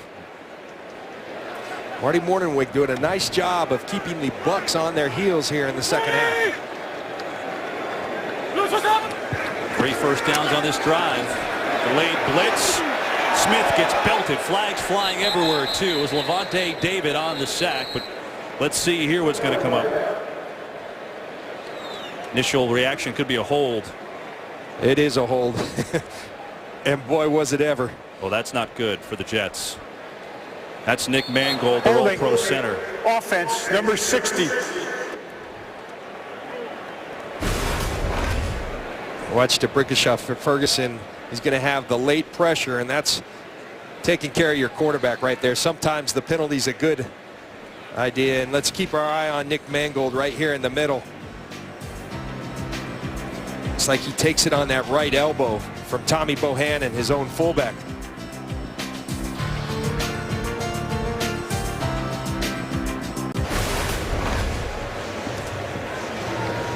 You see Nick Mangold right there engaged with Gerald McCoy, and Tommy Bohannon, his own fullback, comes up and gets that right elbow as it's in a tough situation. And Nick Mangold, a tough player, said he was feeling better coming into this year than he has in years physically. The New York Jets need him to be all right because he anchors that talented offensive line of theirs. So Caleb Schlotteroff, a 3rd-year man. Jets got him from Green Bay back in 2011, replaces him at center. Looking for Clyde Gates. Bring up a 3rd and long. John, what does that do to the continuity of this team, especially the caliber player that Mangold is? Well, I think one thing that's key with the rookie quarterback, Nick Mangold, we talked to him, we talked to Marty Mornhinweg, he's calling a lot of the protections. And so all of a sudden that goes to Schlotteroff, and that becomes really tough situation. Nick Mangold, he loves that chess match, he calls it, calling out protections, helping out Geno Smith. He's not in there now, so we'll keep an eye on that. 3rd and 16.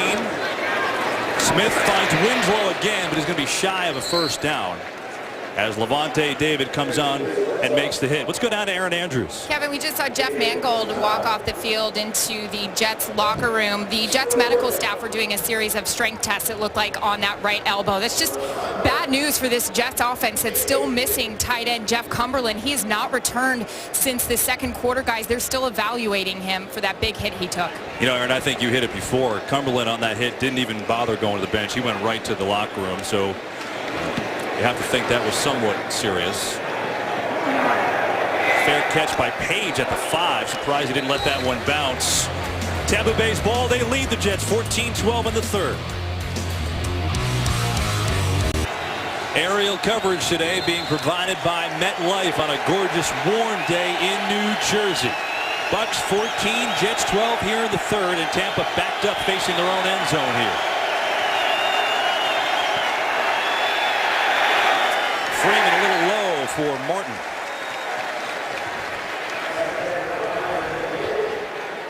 One thing this Jets defense has done today, they have kept Doug Martin in check. He does have the touchdown, which came after the turnover, but 11 for 32. I think Rex Ryan will take that all day. Absolutely, but the problem is he wasn't worried about Vincent Jackson, and maybe he should have been. And he said Josh Freeman, he shouldn't be sleeping well. Well, Josh Freeman's going to sleep just fine if he continues to have the success he has thus far. There's that Cromartie and Vincent Jackson matchup.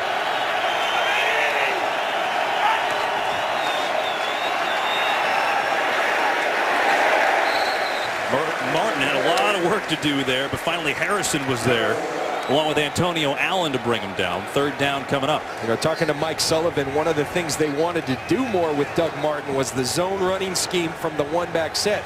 But I promise you right here, backed up is where you'd love to have that fullback. You'd love to have Eric Lorig going in there, creating some space. They don't have the luxury of Lorig, who's out with an injury. Instead, they're in a 3rd and long.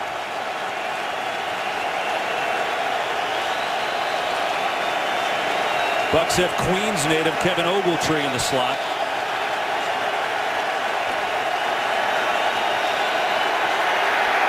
Freeman steps up. Mike Williams, first down. Out to the 21. 13-yard gain and a big play for Tampa. And now Williams is slow to get up.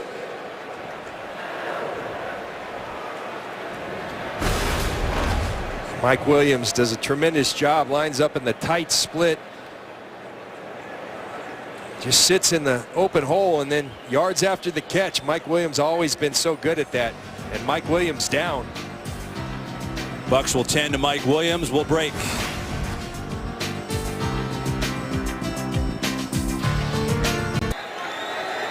Mike Williams had that first down catch and then kind of limped off the field, but it looks like he's okay. Maybe cramping. It's hot out here today. Temperatures right around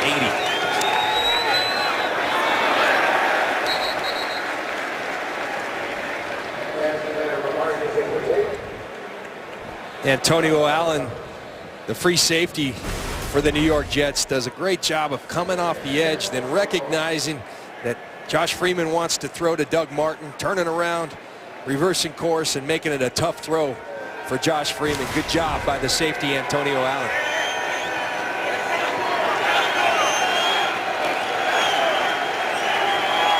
Mike Williams back in the game for the Bucs. Top of your screen. 2nd and 10. David Harris with a big-time hit.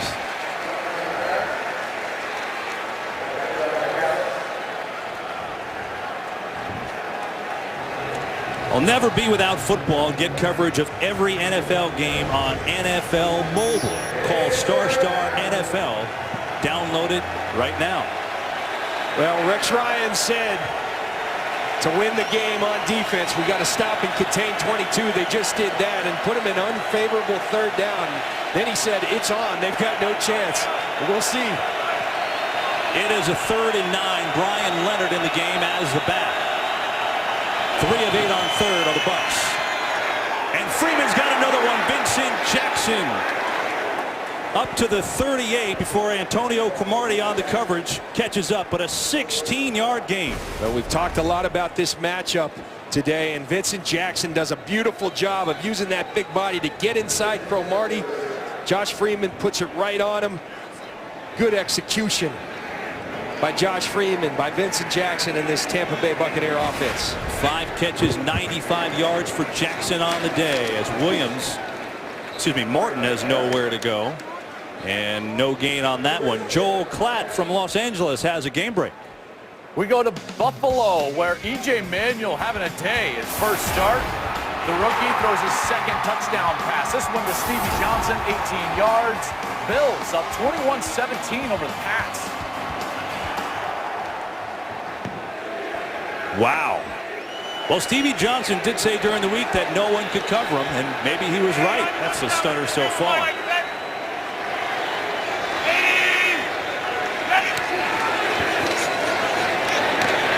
Williams back in after the cramp, and he's got the reception. That's a Buccaneer first down. Mike Williams looking just fine. He beat D. Milliner there. You know, and the New York Jets are starting to see what life without Darrelle Revis is. Antonio Cromartie, fine corner. Have a ton of respect for him. He's not Darrelle Revis, though. Darrelle Revis has been the #1. He's drawn #2 receivers. All of a sudden, Cromartie, he's going to start drawing that #1 receiver. And it's a different ball game. Remember when this drive started with the Buccaneers looking at their own end zone on their own 6.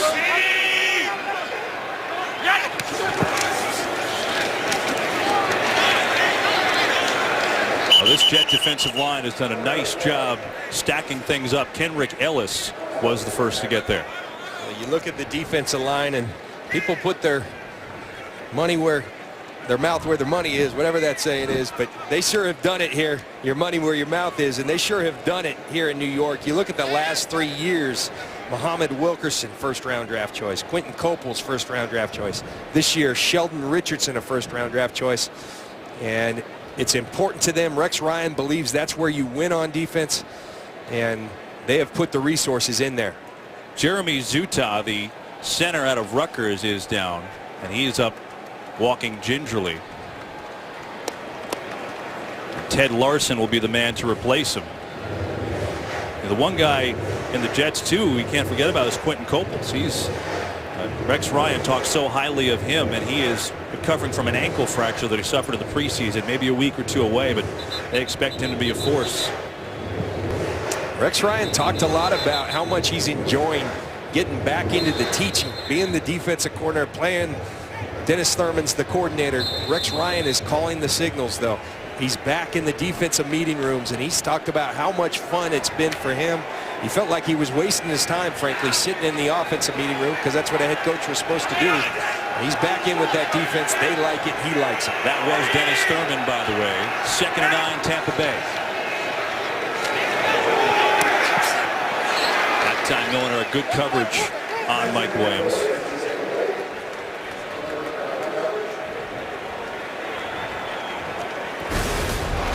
D. Milliner picked #9 in this year's first round, and this is excellent coverage. Using his hands at the line of scrimmage, playing Mike Williams' eyes.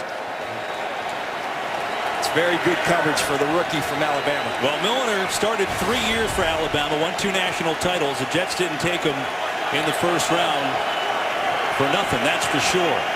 Jeremy Zuta back in, their starting center, missed just 1 play, and he might have moved it. Flags flying everywhere. Freeman goes down as Wilkerson hauled him down, but let's see what the penalty's on. I believe it might have been Wilkerson offsides.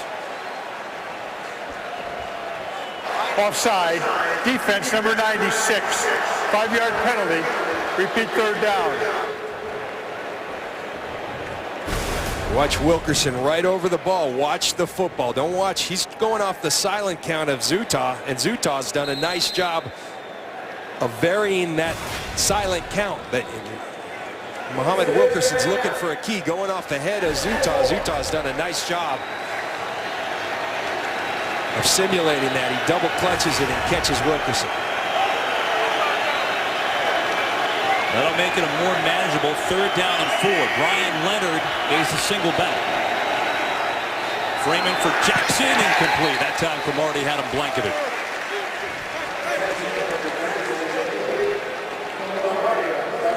Josh Freeman feeling really good about that matchup.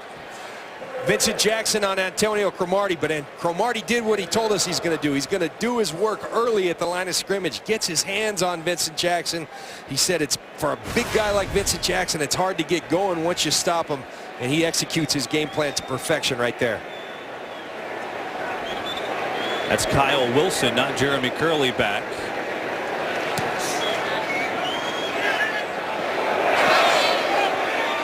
Michael Kanan has a picture-perfect punt. The Jets will start it inside their own 5 with the Buccaneers in front. 14-12 in the 3rd. Good news for Jets fans. Their All-Pro center Nick Mangold is back in the game. Looked like that could be a tough injury last time. But he's a tough guy, though. You can't keep Nick Mangold out. Put a little brace on it, little tape, and let's go. Jets backed up at their own 4.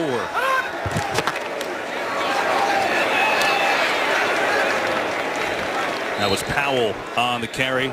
Teo Nessam on the stop. Coming up next, it's America's Game of the Week. The Packers take on the defending NFC champion 49ers, or the Cardinals take on the Rams. A full day of exciting NFL action continues next, right here on Fox. Packers defense looking to make amends after Colin Kaepernick tore him up for 181 yards rushing in that playoff game last year. 2nd and 7. Pressure. Smith hit as he throws, and he got it away. And then Powell drops it. It's incomplete. Gerald McCoy has made his presence felt. He got the lick on Smith. Greg Schiano said, to win this game, my big players, they got to play big. And welcome to the NFL, Geno Smith, courtesy of Gerald McCoy. My goodness. That is a great shot. Want to play quarterback in the NFL? That's what you're facing. That's why they make the big bucks. 3rd and 7.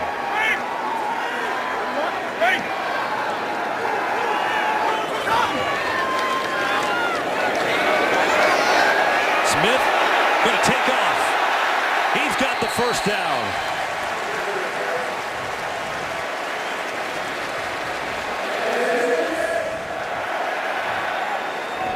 A really nice job by Geno Smith. You're going to see all the Buccaneer coverage. They show blitz. They come out. He buys time. He works the pocket. And he steps up, and there's nothing but green grass. Then go ahead and run and move the chains. Geno Smith using some of that mobility. Done a good job picking his spots, John. He got 3 carries of 29 yards today.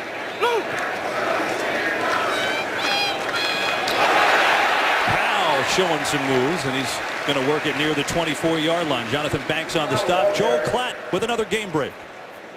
Well, as the Jets fans start the "Let's Go Geno" chant, let's go Drew Brees. To Jimmy Graham, 7 yards on the touchdown, 255 yards for Brees, and the Saints up 20-17. Well, you just knew that was going to be a good game, and Brees, who's only thrown for over 15,000 yards the last 3 years, NFL records, looking up at his tight end. Powell on a short game. Sean Goldson. Tell you one thing, when Goldson hits somebody, you hear it up here. Yeah, these Tampa Bay Buccaneers safeties are bringing it and bringing it all day long. That's why they went out and got these guys, and they're paying dividends here today. Talk about the Jets, though. They're right here in this game. Everybody, the expectations were low. Rex Ryan, very confident this week. He said, people have already written the script. It's not our script, though. All of that bravado that everybody thought had gone out the door because of the way he's dealing with the media, it was in full effect when we sat down with him Friday afternoon. Jets are 7 of 12 on 3rd down. Blitz, and Smith had nowhere to go. Dakota Watson will get the sack. He just had no chance. 4th sack of the day for Tampa Bay. See Dakota Watson coming off the top on a little stunt. And Tommy Bohannon and Chris Ivory, one of those guys, has Dakota Watson. They let him run right through. That's not on the rookie quarterback. That's on the protection. Should set up Tampa with good field position. Good punt, though, from Malone. Look at this one. Page lets it bounce. And it goes all the way into the end zone.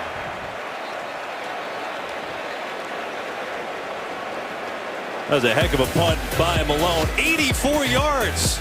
But a touchback coming for the Bucs, who lead 14-12. It's everywhere, lamenting the fact that they've got a rookie quarterback. This is not on Geno Smith. Watch these two backs. Those two watching Mark Barron while Dakota Watson runs right by him. That's on the protection, not on Geno Smith.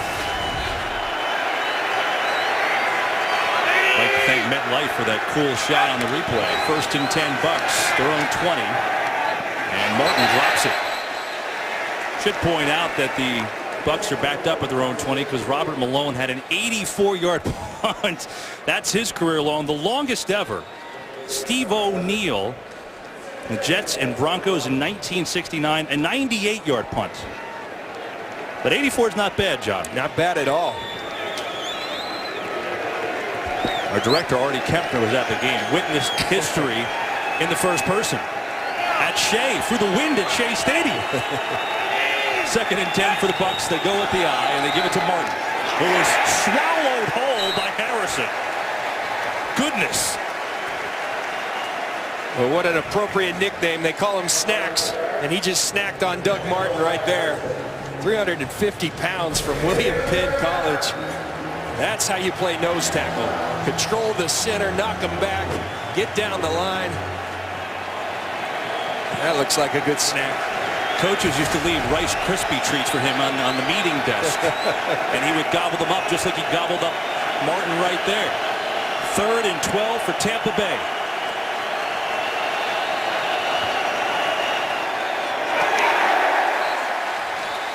Well, that looked to be some sort of a wide receiver screen to Ogletree, but that was blown up by Kyle Wilson and the Jets. Yeah, Kyle Wilson did a tremendous job in the slot of diagnosing that screen, getting in the way of it.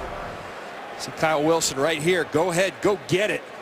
And you see Josh Freeman has nothing to do but to throw it away. And Antoine Barnes, very alert, stopped his rush. May have got a finger on the ball, too. So the Jets get a 3 and out, and Kyle Wilson back to receive the punt from Michael Koenig. Pressure! And Koenig gets it off. These punters are having a really good day today, aren't they? Right back at you, Robert. Another really good punt. And so the Jets will take over with 1:22 to go in the 3rd. Bucs up by 2. Geno Smith, his first start in the NFL. You see the rookie from West Virginia. He came right out of the chutes, throwing the football down the field. Struggled for a little bit, then got himself into a rhythm. You see the interception to Levante David. Got himself into a rhythm, found Kellen Winslow in the end zone. This offensive line has done a nice job providing some time. And you see Geno coming on here, starting to feel more confident. It's the explosive plays. That's what the Jets have struggled with. They were 30th in the league last year. 10+ yardage plays, and they got to find a way to get some explosive plays for Geno Smith. The whole reason Geno Smith is playing is because Mark Sanchez is not, and that's a whole nother story. You know, it seemed when John Idzik came in and as the new general manager that there wanted to be a turn of the page here from Sanchez, and controversial. Sanchez inserted in the 4th quarter of the 3rd preseason game. He got hit and injured his shoulder, dislocated it according to some reports, and he's out inactive for today, and Geno Smith getting the start.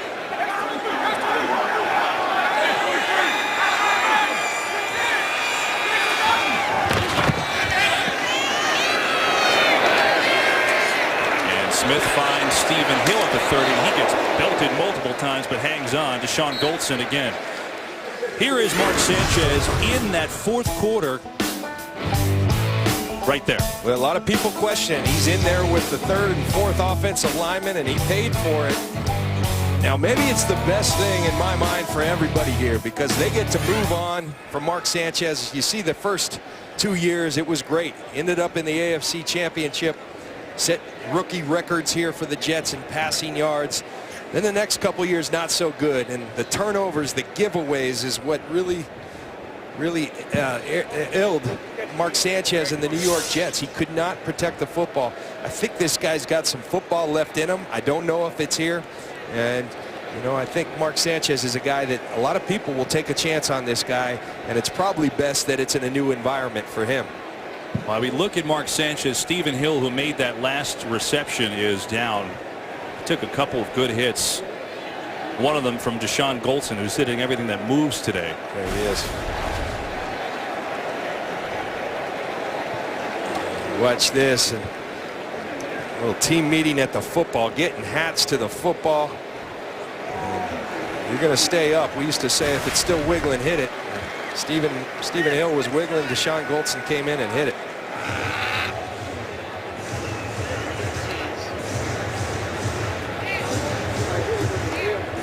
Well, we already saw Jeff Cumberland go off on a hit for Deshaun Goldson. He hasn't returned. Jeremy Curley went off on a hit from Deshaun Goldson. He is back. And now it's Stephen Hill goes off on a hit from Deshaun Goldson. Guy has just been a monster. And the Jets had some movement here, and you know, add into the fact that False start Santonio offense, number 60, 5-yard penalty. It's second down. Sorry about that, Ed. Didn't mean to interrupt. Add in the fact that Santonio Holmes coming back from that Liz Frank foot injury. First game back, 1 catch, 13 yards for him. That's it. Second and 9 now. One thing I'll say for Geno Smith and Mark Sanchez, and Geno told us, is that, hey, I'm going to rely on Mark Sanchez, and Mark Sanchez being a pro's pro being there for the rookie quarterback. Room to run, and Smith has done this today, and he gets out near the 33-34. 8-yard run by Smith. You know, he's not really a running quarterback, John, but he's taken advantage of some of these situations. Yeah, when it's wide open, go ahead, take it. You're going to see the Tampa Bay Buccaneers wisely looking for the screen, but look at all that green grass. That's what Geno sees and says, you know what, you're all going to go to the left, or excuse me, to our right. I'll go to my left, and wide open, and he gets good yardage, setting up a 3rd and 1. End of the third quarter here at MetLife Stadium. Buccaneers 14, Jets 12. Close one. We head to the 4th in New Jersey. 14-12, Buccaneers in front of the Jets. And the Jets, some positive injury news. Both Jeff Cumberland and Stephen Hill back in. Darrelle Revis matched up against Santonio Holmes, top of your screen. Here's Curley, and he has nowhere to run. The Bucs stacked that one up, and Levante David on the hit. You know, Kevin, I got to question that right there. You know, they talked about creative ways to run the football. Well, how about going and giving the football to Chris Ivory, who's a grounded pound back on 3rd and 1, who you went out and paid some money to, instead of trying a little gadget play, bringing Curley, who's a wide receiver, into the backfield and tossing him the football on a 3rd and 1. Doesn't make any sense to me. Here's Malone, whose last punt was a mere 84 yards. This one will be a little shy of that. Page, we get a flag, and Page is body slammed to the ground. Ellis Lankster on the hit. That was something that Hulk Hogan would be proud of. I'm surprised, frankly, that there wasn't a penalty on that, because there's been a big emphasis on the league from that, slamming people's players to the ground.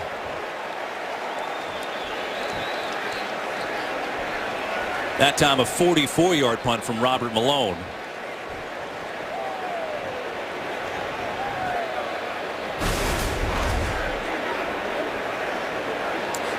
There was a flag on the play, but not for this at the end of the play. During the kick, holding by the receiving team, number 21. The penalty is enforced from the end of the kick, half the distance to the goal. First down. It's Michael Adams working on true font out on the edge, and he sells it, and they go for it.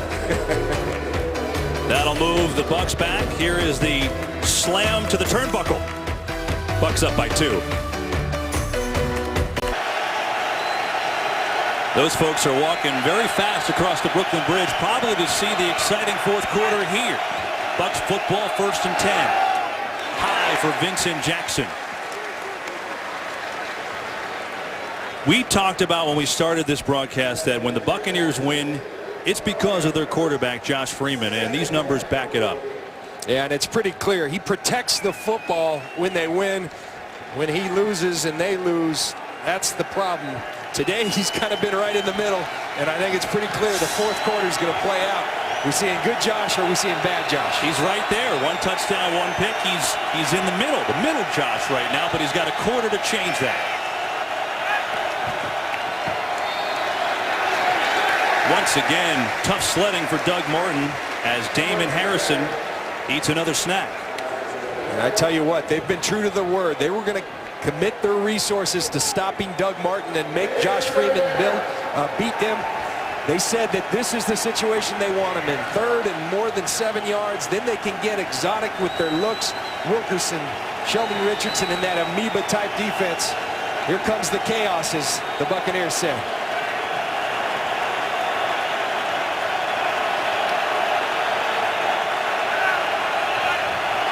See Muhammad Wilkerson roaming around.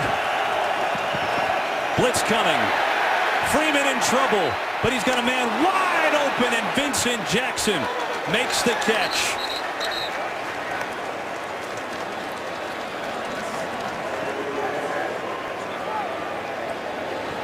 Well, Freeman felt the pressure coming, but he hooks up with Jackson for 27. A really nice job of Freeman feeling the pressure and rolling away from it, and a nice job by his receiver, Vincent Jackson, of recognizing he's leaving the pocket and working to the sideline with him.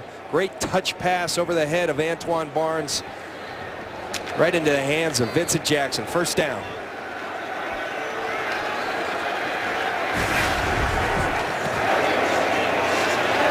The pitch to Martin. He works his way to the 40. Vincent Jackson is having himself a day. He's over 100 yards with that last catch.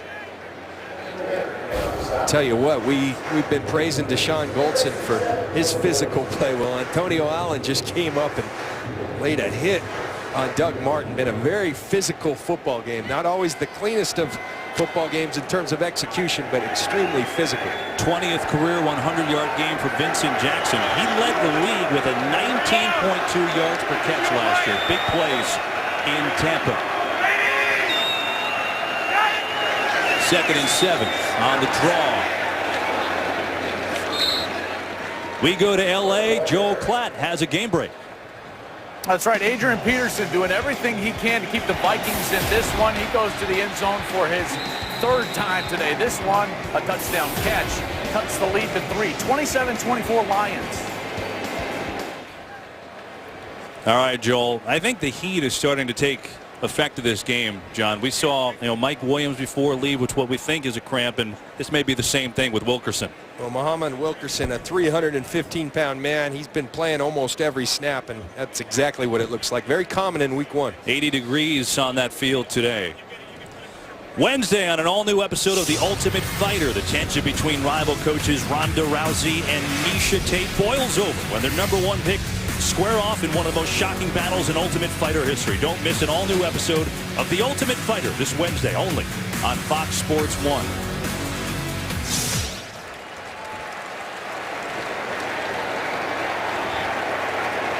It's something, Kevin, that you see in week 1 in every level of football. Pop Warner, high school football, college, his players. And it's one of the things Darrelle Revis talked about was you can condition all you want. It's different playing football. You cannot condition the body. The only way to do it is to play football. Great shots all day long from the MetLife blimp high atop MetLife Stadium in East Rutherford, New Jersey on this opening weekend in the NFL.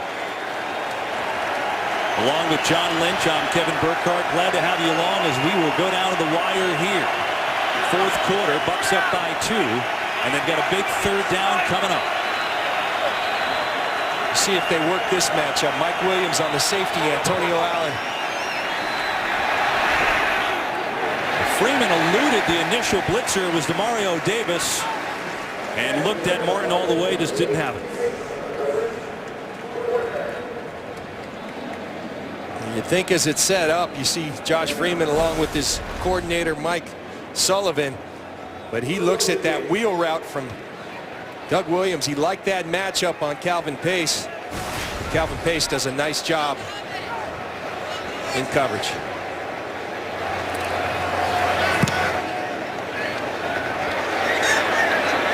Wilson will let it bounce. And it'll stay right there, right around the 23-yard line. Opening weekend in the NFL, we've got ourselves a barn burner. Bucs 14, Jets 12, 11 and a half to play. Don't go anywhere. To welcome you back to MetLife Stadium, where the Tampa Bay Bucs are leading by 2. And heading into this game, there was so much talk about how would Darrelle Revis and that left knee hold up. Of course, he was coming back from ACL surgery. Well, his numbers so far don't look half bad. He's been in 39 of 53 plays, although he's on the sideline right now. Kevin and John, I had a chance to talk to head coach Greg Schiano coming out of the half of what he's seen. He said he's gotten his hand on the ball. He's been running around well. He's been very pleased with what he's done so far. Aaron, I think, he's been out there maybe more than we even thought. He just saw Adrian Claiborne get the pressure to blow that play up. And, I think, John, when you look at Revis, sure, back against his former team, back from the ACL. but they signed him to a 6-year, $96 million deal. This isn't just about today. Hey, money talks. They're going to look at the big picture with Darrelle Revis, and he said to us, I got to be very honest with my head coach, with my trainer, as to how I'm feeling, and I've got to be prudent about this. I got to think it through, and I credit Greg Schiano for managing him the way he is. This is Powell, and Claiborne came in to make the stop. Well, Geno Smith has a chance to maybe lead a comeback victory in his first NFL start. How do you evaluate what he's done so far, John? Well, I think he's been all right. And you know, I think this is where you make your money, though. It's the fourth quarter. You got a 2-point ball game for both quarterbacks. Let's see who rises to the top. Here's football right now for Geno Smith in the NFL. 3rd down. And these aren't easy situations. It's 3rd and 7. Here's where you make your money.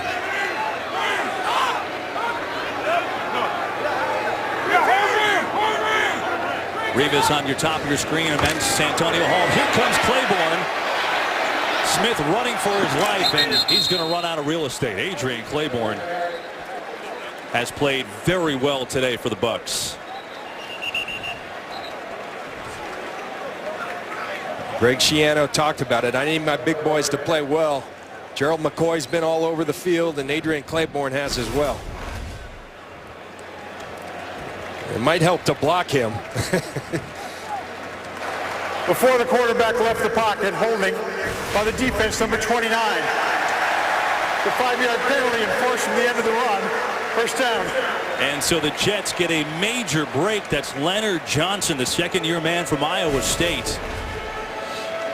Curley going a little shallow cross, and he grabs that shoulder. The back judge sees that all day long, and oh, what a critical blow for Leonard Johnson and the Tampa Bay Buccaneers. Off the field on 3rd down. Huge 1st down. Here's Powell. And the ball is loose. And Stephen Hill made a big-time save, pouncing on that fumble by Bilal Powell. We talked about the hitting in this game. While Bilal Powell's going for extra yards. Ooh, he grabbed the face mask as well. Jonathan Casillas, the newly acquired linebacker that stripped the ball out. Got his helmet on that ball.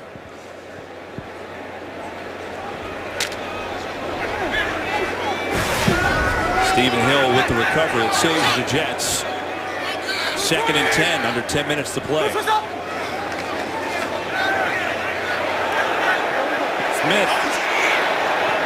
And he's going to have a completion. He waited for Clyde Gates to come across. And Gates makes the catch, and a Jet 1st down at midfield and hobbling. You wonder if cramps coming into play one more time in this game. Tremendous patience by Geno Smith. We talk about throwing on time. Well, sometimes when you break the pocket, it allows you a little more time to work and let things play themselves open, and he does exactly that and puts a strike on Gates as he gets his feet in. Blitz coming. Far sideline, a little low as Hill could not corral it.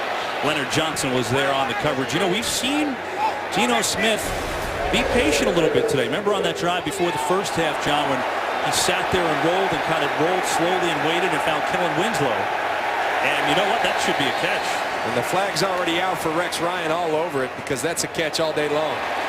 And that is a new thing this year that you can challenge. You couldn't challenge an incomplete pass in the past. They've changed that rule, John, and you can challenge those now.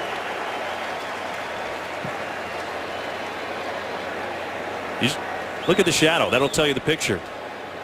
Ball's up, and Stephen Hill's big hands. Control. That's a catch. That's 100% a catch. They will look at this one. Stephen Hill has a case. Jets down by 2. Well, how about the work of our crew with this The angle? receiver got his hands under the ball, kept it off the ground, pulled it to his chest. The pass was complete. It is therefore 2nd down and 2 on the 42-yard line. There are no timeouts charged. A terrific shot, guys, to get that look. You can't get a better look than that. And Ed Hockley's crew overturns it. And so the Jets' challenge is upheld. And that's a biggie. 2nd and short now. 2nd and short, oftentimes in this league called a waste down. May see a shot down the field. Instead, it's Ivory. And he is stacked up. get there. Mason Foster has had a couple sacks today and a forced fumble on the hit. We've talked about how hard these yards are to get against the Buccaneers on the ground. Remember last time, 3rd and short, toss to Jeremy Curley. We'll see what they come up with right here.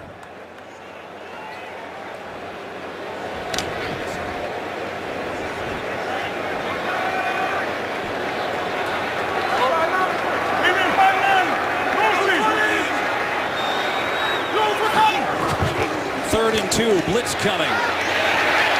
Powell has the first down. Revis made the tackle, but not before the Jets pick up the first. Beautiful job of execution. A nice play call by Marty Mordenwig in the 3rd and short situation. They're going to go to the bunch situation. It creates the hot read on the blitz. Geno Smith sees it. They're going to come on the blitz. What do? You throw it right in the area that he vacated. And the bunch formation allows a little bit of a pick situation. A short gain to Powell. Meanwhile, we go to L.A. Joel Klatt has a game break. We go up to the Windy City where Jay Cutler finds his favorite receiver, Brandon Marshall, in the end zone. 19-yard touchdown. Marshall over 100 yards on the day, and the Bears take the first lead of the game, 24-21 over the Bengals. You know, the Bears were down 21-10 in that game, but they've come roaring back. Geno Smith on a nice drive as a 2nd and 8 with Curley in motion. Trying to set up the screen. Good blocking for Powell.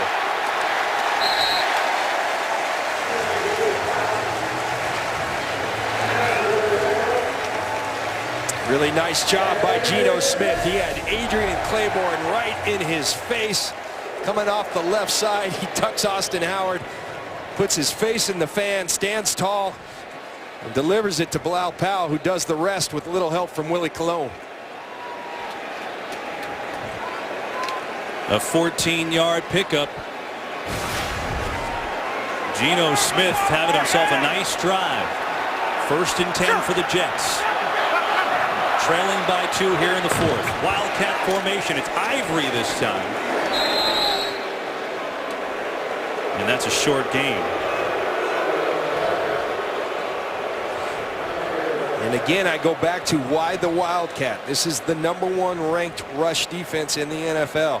They're trying to take some pressure off the rookie quarterback. They don't want to send him back there and have him throw 50 times. They want some semblance of a run game. Put him in 3rd down in manageable situations. Has it been effective? You know, I just don't love it. The quarterback's having a good drive at that point. I know it's trying to take the pressure off, but it's maybe the best drive of the day for Smith. On a 2nd down. And he's just going to throw that one away. Pressure was coming.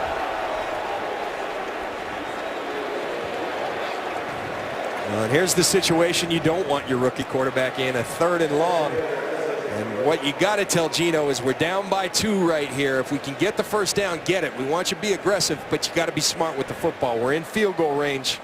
You got to protect the football as well.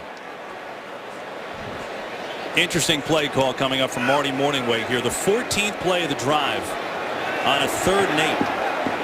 I'm going to bring the fullback in and go I formation with Powell. Another screen. And Powell is going to be a hair shy. And now a 4th and short. Field goal puts you in front for Rex Ryan, but does that Rex bravado come out, and do you decide to go here? No, you got to put the field goal unit in. Nice job. I like the play call, something safe, going to protect the football, give yourself a chance. They come up short. You got to send the kicker out there. Nick Folk goes on the field. Jets haven't led this game since their safety early in the 1st quarter. This will be a 30-yard field goal attempt for Nick Folk. Malone the holder. Tanner Purdon the snapper.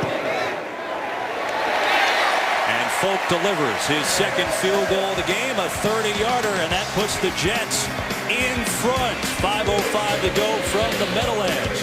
Jets up by 1. A good drive by the Jets, and Geno Smith, 5 of 7, 51 yards on that drive, and Nick Folk with the field goal that puts the Jets in front. 15-14 with 5:05 to play. They got a little help early in that drive, too. They did, and it was that key penalty on third down. They were off the field. Leonard Johnson with the hold. They caught him. First down, Jets. They go down and get the field goal. See, Rex Ryan, pretty good in openers since he's been here with the New York Jets at 3-1. And Page will take it out. And he gets it back near the 20 anyway. We take a look back at that last drive. There's Leonard Johnson right here working against Curley. He's going to get a handful of jersey. The back judge right on it on third down and gives the Jets a first down, extends the drive, and they go down led by Geno Smith for the field goal that has them up by 1. Well, we saw Geno Smith with the drop to put the Jets in front. Josh Freeman, it's on him now. 10 of his 24 career wins are come from behind fourth quarter or overtime victories. Martin just gets upended. That's DeJuan Landry, who also has a pick in this game. Well, this is just good open field tackling. At some point, you can dedicate the resources, but it comes down to blocking and tackling. They dedicated the resource, but nice tackle by DeJuan Landry on Doug Martin. Rex Ryan defense playing some good football here today. Jets had LaRon Landry last year. He signed a deal with the Colts. This is LaRon's brother, DeJuan, having himself a good opening game.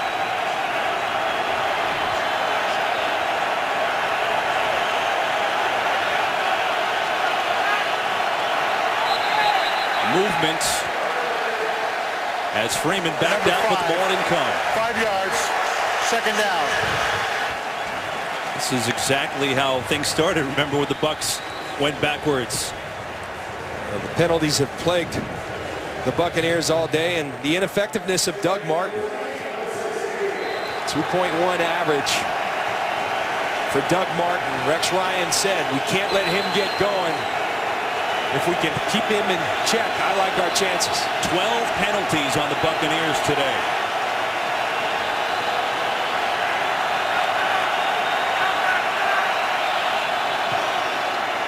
Pressure, and Freeman is dropped.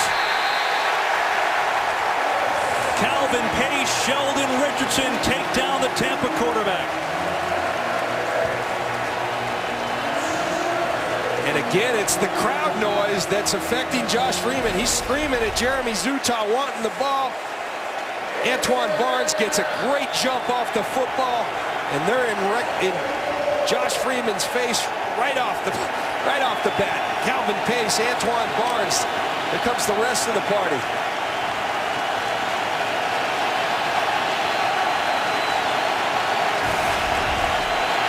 Third and 24. Blitz again, and it's incomplete.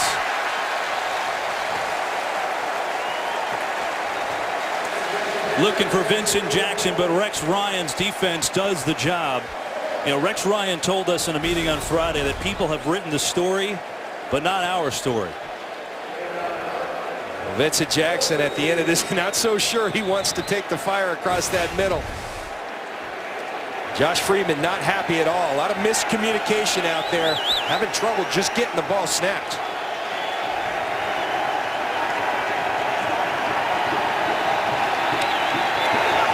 Kanan gets the punt off. Kyle Wilson will take it at about the 42. 53-yard punt, no return. Television event of the season finally here. Monday, September 16th. A legend is reborn from the writers and producers of Star Trek. Don't miss the epic series premiere of Sleepy Hollow. This town is anything but sleepy. Monday, September 16th at 9/8 Central on Fox. Like to welcome those of you who are just joining the broadcast. Along with John Lynch, I'm Kevin Burkhardt. MetLife Stadium in East Rutherford. And some dissension on the Bucs sideline. That's Donald Penn, the left tackle, as the Tampa offense went backwards on their last possession. Remember, key is that the Tampa Bay Buccaneers have all 3 timeouts, so a stop right here is absolutely critical for the Bucs. Chris Ivory in at tailback for the Jets.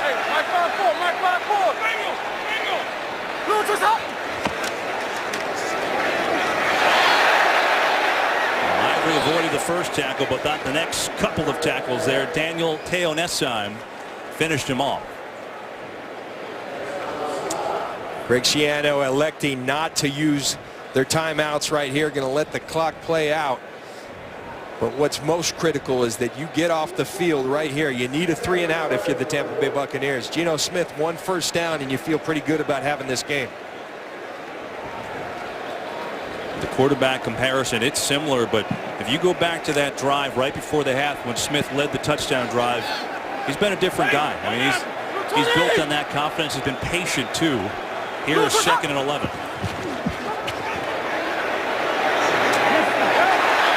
Hill bobbled but corrals.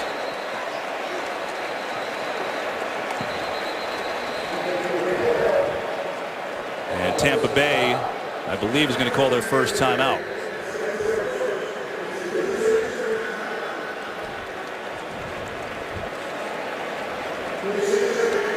Well, the Saints beat the Falcons today. Seahawks in a low-scoring affair over the Panthers 12-7. I'd like to welcome those audiences here to New Jersey. MetLife Stadium, a warm, sunny day where the Jets are holding on to a 1-point lead over the Buccaneers. 2.5 minutes to play. The return of that man, Darrelle Revis, who has played a decent amount and played well, but right now it's on him, John, the rookie quarterback, Geno Smith. And I tell you, when it's mattered most, he's been really good. Last drive to go down and kick the game-winning field goal. He was 5 of 7, looked very poised, very confident. Geno Smith is getting better as this game's going on. And the Jets are 9 of 17 on 3rd down. Trying to convert a 3rd and 4.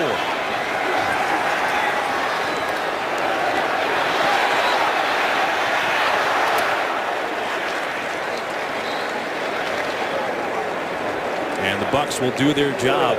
They'll force the Jets to punt it away. And that is their 2nd timeout they just called.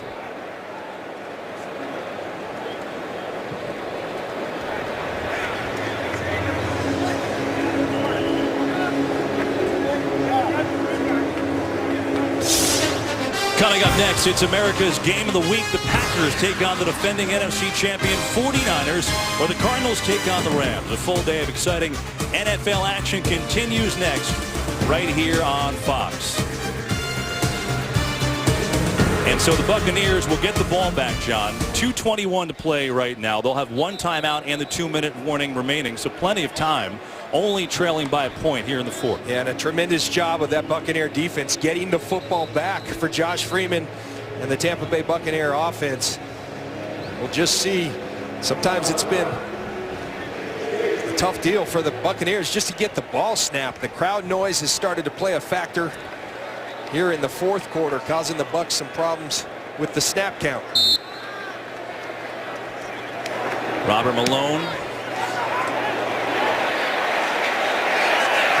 And that one is going to be a touchback. Not exactly what he wanted.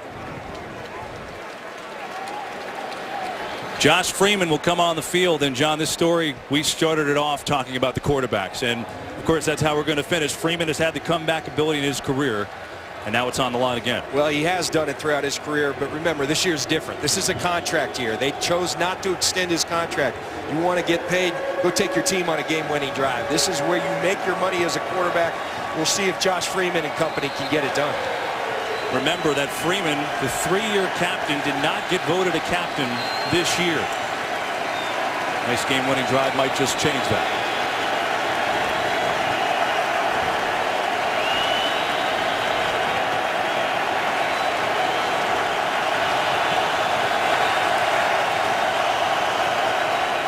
On a 1st and 10. And Freeman under duress there, looking for Mike Williams. Dean Milliner on the coverage. I like what Rex Ryan's doing right there. He understands that he has a rookie cornerback in Dean Milliner, so he's going to play him an aggressive man-to-man, but he's got safety help over the top so that he's not out there alone. Brings an extra linebacker. Rex Ryan in this New York defense has been really good all day.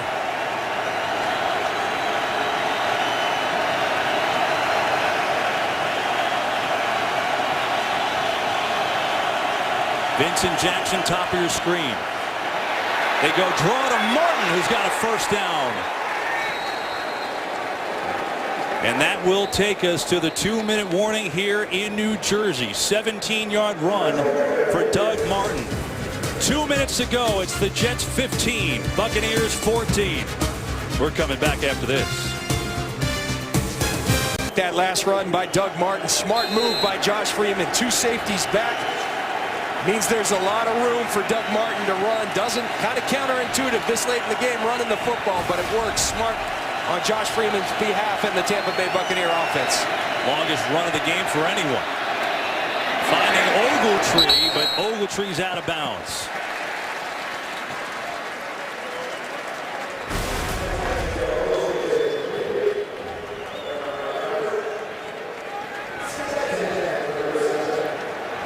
You think Kevin Ogletree would be a guy that would have some room to operate. The Jets defense so cognizant of Mike Williams, of Vincent Jackson. Ogletree could be that guy who makes the big play.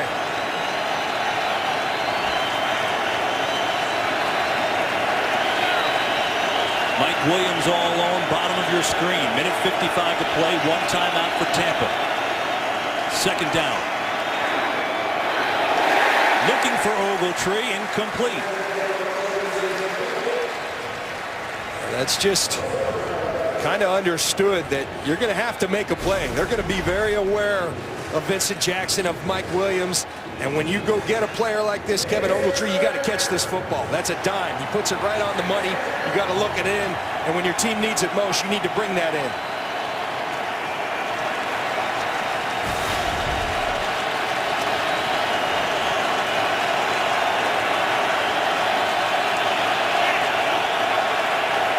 Third and 10. Bucs are looking to get to about the 35 of the Jets. Jackson, spin move! And just saving a touchdown was Demario Davis, but that puts Tampa Bay in field goal range.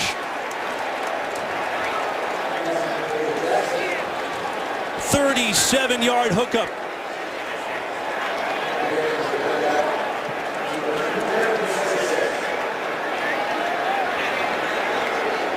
They dropped the chain there, so now they move the chains back up. And that gives Tampa a little breathing room. But what a huge play on a 3rd and 10, hooking up with Vincent Jackson. I'll tell you what, another big play. Demario Davis, a hustle play. Giving the Jets a chance at least. Hustling from the linebacker position and catching Vincent Jackson. Here's Martin running. Jets have all 3 timeouts. We've got to take it right now. They're going to bring the blitz. You see the hot read by Josh Freeman. Puts it on. Missed tackle by DeJuan Landry. And look at the hustle by Demario Davis, the 2nd-year linebacker, to give the Jets defense one more chance. What hustle by Demario Davis. You don't see that much. Vincent Jackson being caught from behind. Demario Davis, all you want to do is give your team a chance. It's exactly what he did with that effort.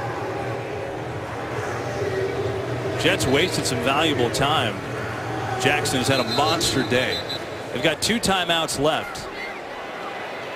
Obviously, Tampa's already in field goal range, but they did let some time wind off the clock there. Remember Connor Barth, their stud kicker from the last couple of years, not available. Ryan Lindell, the kicker. Connor Barth hurt in an off-season accident. Falls upon Ryan Lindell, the veteran kicker for the Tampa Bay Buccaneers. We're looking at about a 45-yard field goal as it stands right now. Martin, big hole up the middle. That's going to make it a lot shorter.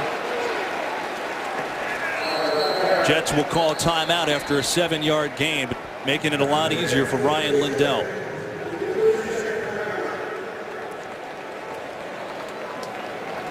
I tell you what, you got to applaud the Buccaneers' patience. Doug Martin had been contained most of the day, but on the drive they needed him most, he made the big run to get them out of their territory. And now he makes another big run to possibly put them in field goal position. See the concentration by Vincent Jackson on the big 3rd down. The missed tackle by DeJuan Landry.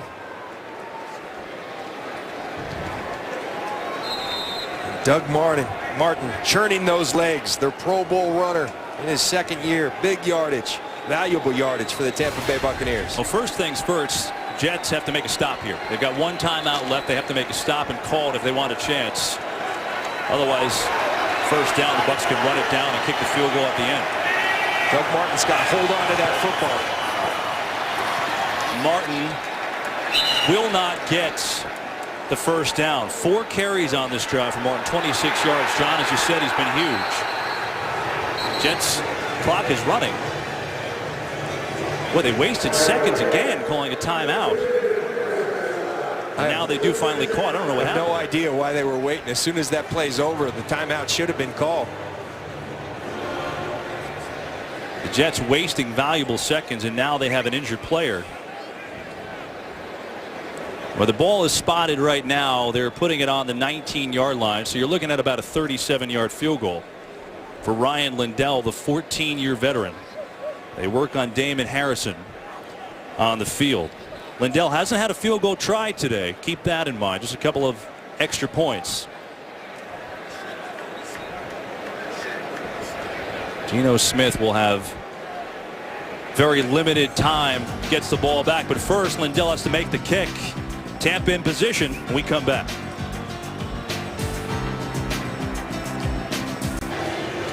Josh Freeman has put his Bucs in position to try and win this game. Ryan Lindell will be on to kick a 37-yard field goal, which will put Tampa in front. Think about this. He's the 3rd kicker for Tampa. Connor Barth hurt in a charity basketball game. Lawrence Tynes out with MRSA. And now the first kick as a Buck could win a game for Lindell.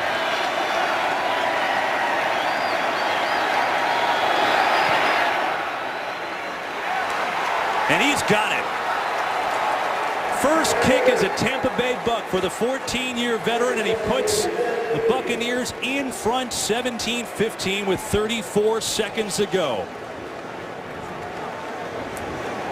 Great job by Lindell, Kevin, but you gotta wonder, there were 2 plays on that last series where the timeout was not called right away by Rex Ryan, and you gotta wonder what they were thinking.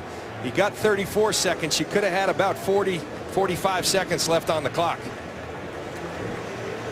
Right down the middle by Ryan Lindell. Meanwhile, got to give some credit to Tampa's offense and Josh Freeman.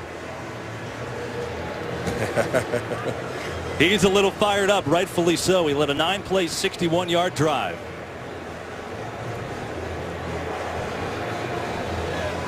Well, Geno Smith knows he needs a miracle now. Only 34 seconds left. No timeouts for the Jets. And Cannon's been kicking the ball in the end zone all day, so it'll be tough to return one. I like that reaction by Geno Smith, though. Didn't hang his head, buckled his chin strap, and said, let's go right back to work. And I tell you, I think he's been poised all day long. It's going to take a lot of poise with only 34 seconds. And no timeouts left for Geno Smith and the New York Jets.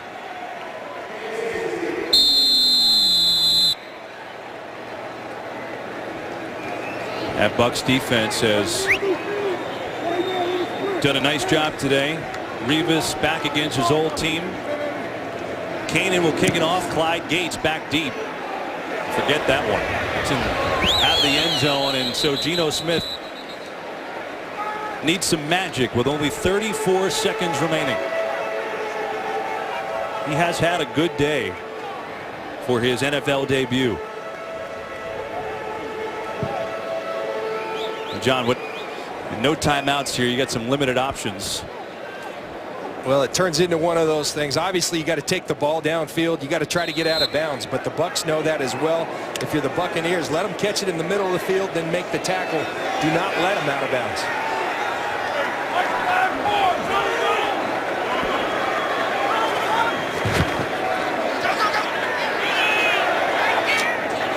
And it's incomplete. That's not going to get it done anyway. You need to go down the field. Now 29 seconds ago, Leonard Johnson knocked it away.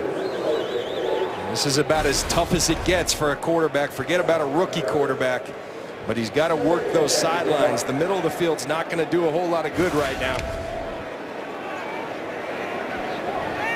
It's Antonio Holmes will go in the slot right. Just 1 catch for 13 yards today. His return from the Liz Frank injury.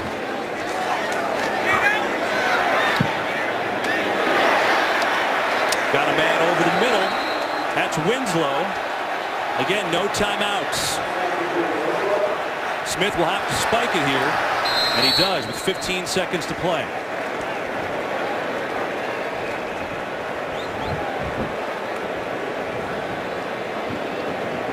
You got to think to at least give yourself a shot. You got to get to the 40-yard line, John, right? I mean, you figure another 15 yards to at least have a chance.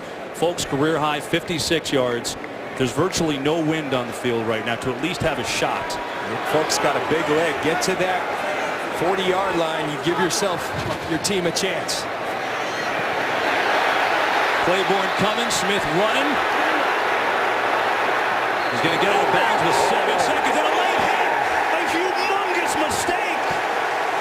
Lavonte David. It'll put the Jets in field goal range. Just a senseless play by Lavonte David. Geno Smith near the sidelines. Do not need the extra push. Lavonte David does. They're all over it. See Geno Smith out of bounds. The push. Tack on another 15 yards. After the play was over, 15 yards, first down. In a day that's featured mistake after mistake for the Tampa Bay Bucs, they've just given the Jets a chance to win the game. Ball on the 30-yard line, and Nick Folk is coming out to try and win it for the Jets. Tampa has one timeout. See if they decide to try and ice the kicker. It's a 48-yard attempt.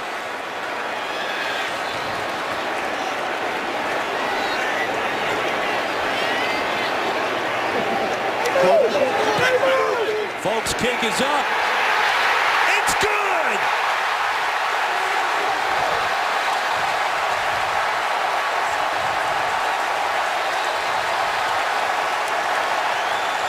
Well, why not? Leading up to the game, the Jets have been a circus, so why not a circus finish?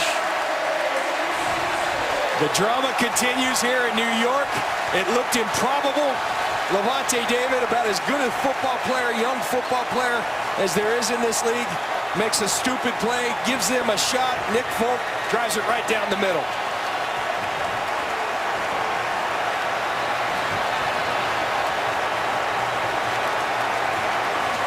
Ryan Cox, the former Jet, consoling Lavonte David right there. And see the play, he's out of bounds. If it's even close in the NFL with quarterbacks, you don't go there. The extra shove, and there's the kick.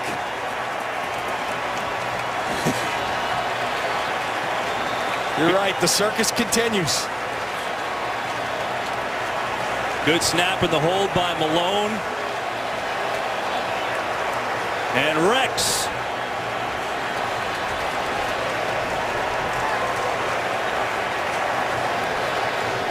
The rookie Geno Smith. Yeah, this hasn't been a bad debut now, has it? Josh Freeman can't believe it. Got his team down for what he thought was the game-winning field goal. Lavonte David, that poor young man, that one's going to stick with him.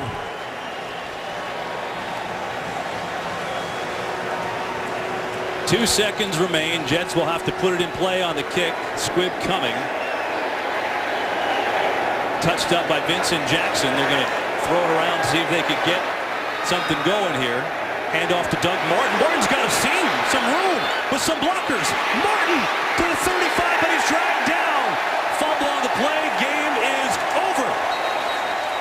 Doug Martin made it interesting, but Jaquan Jarrett finished it off, and the Jets pull off an improbable win.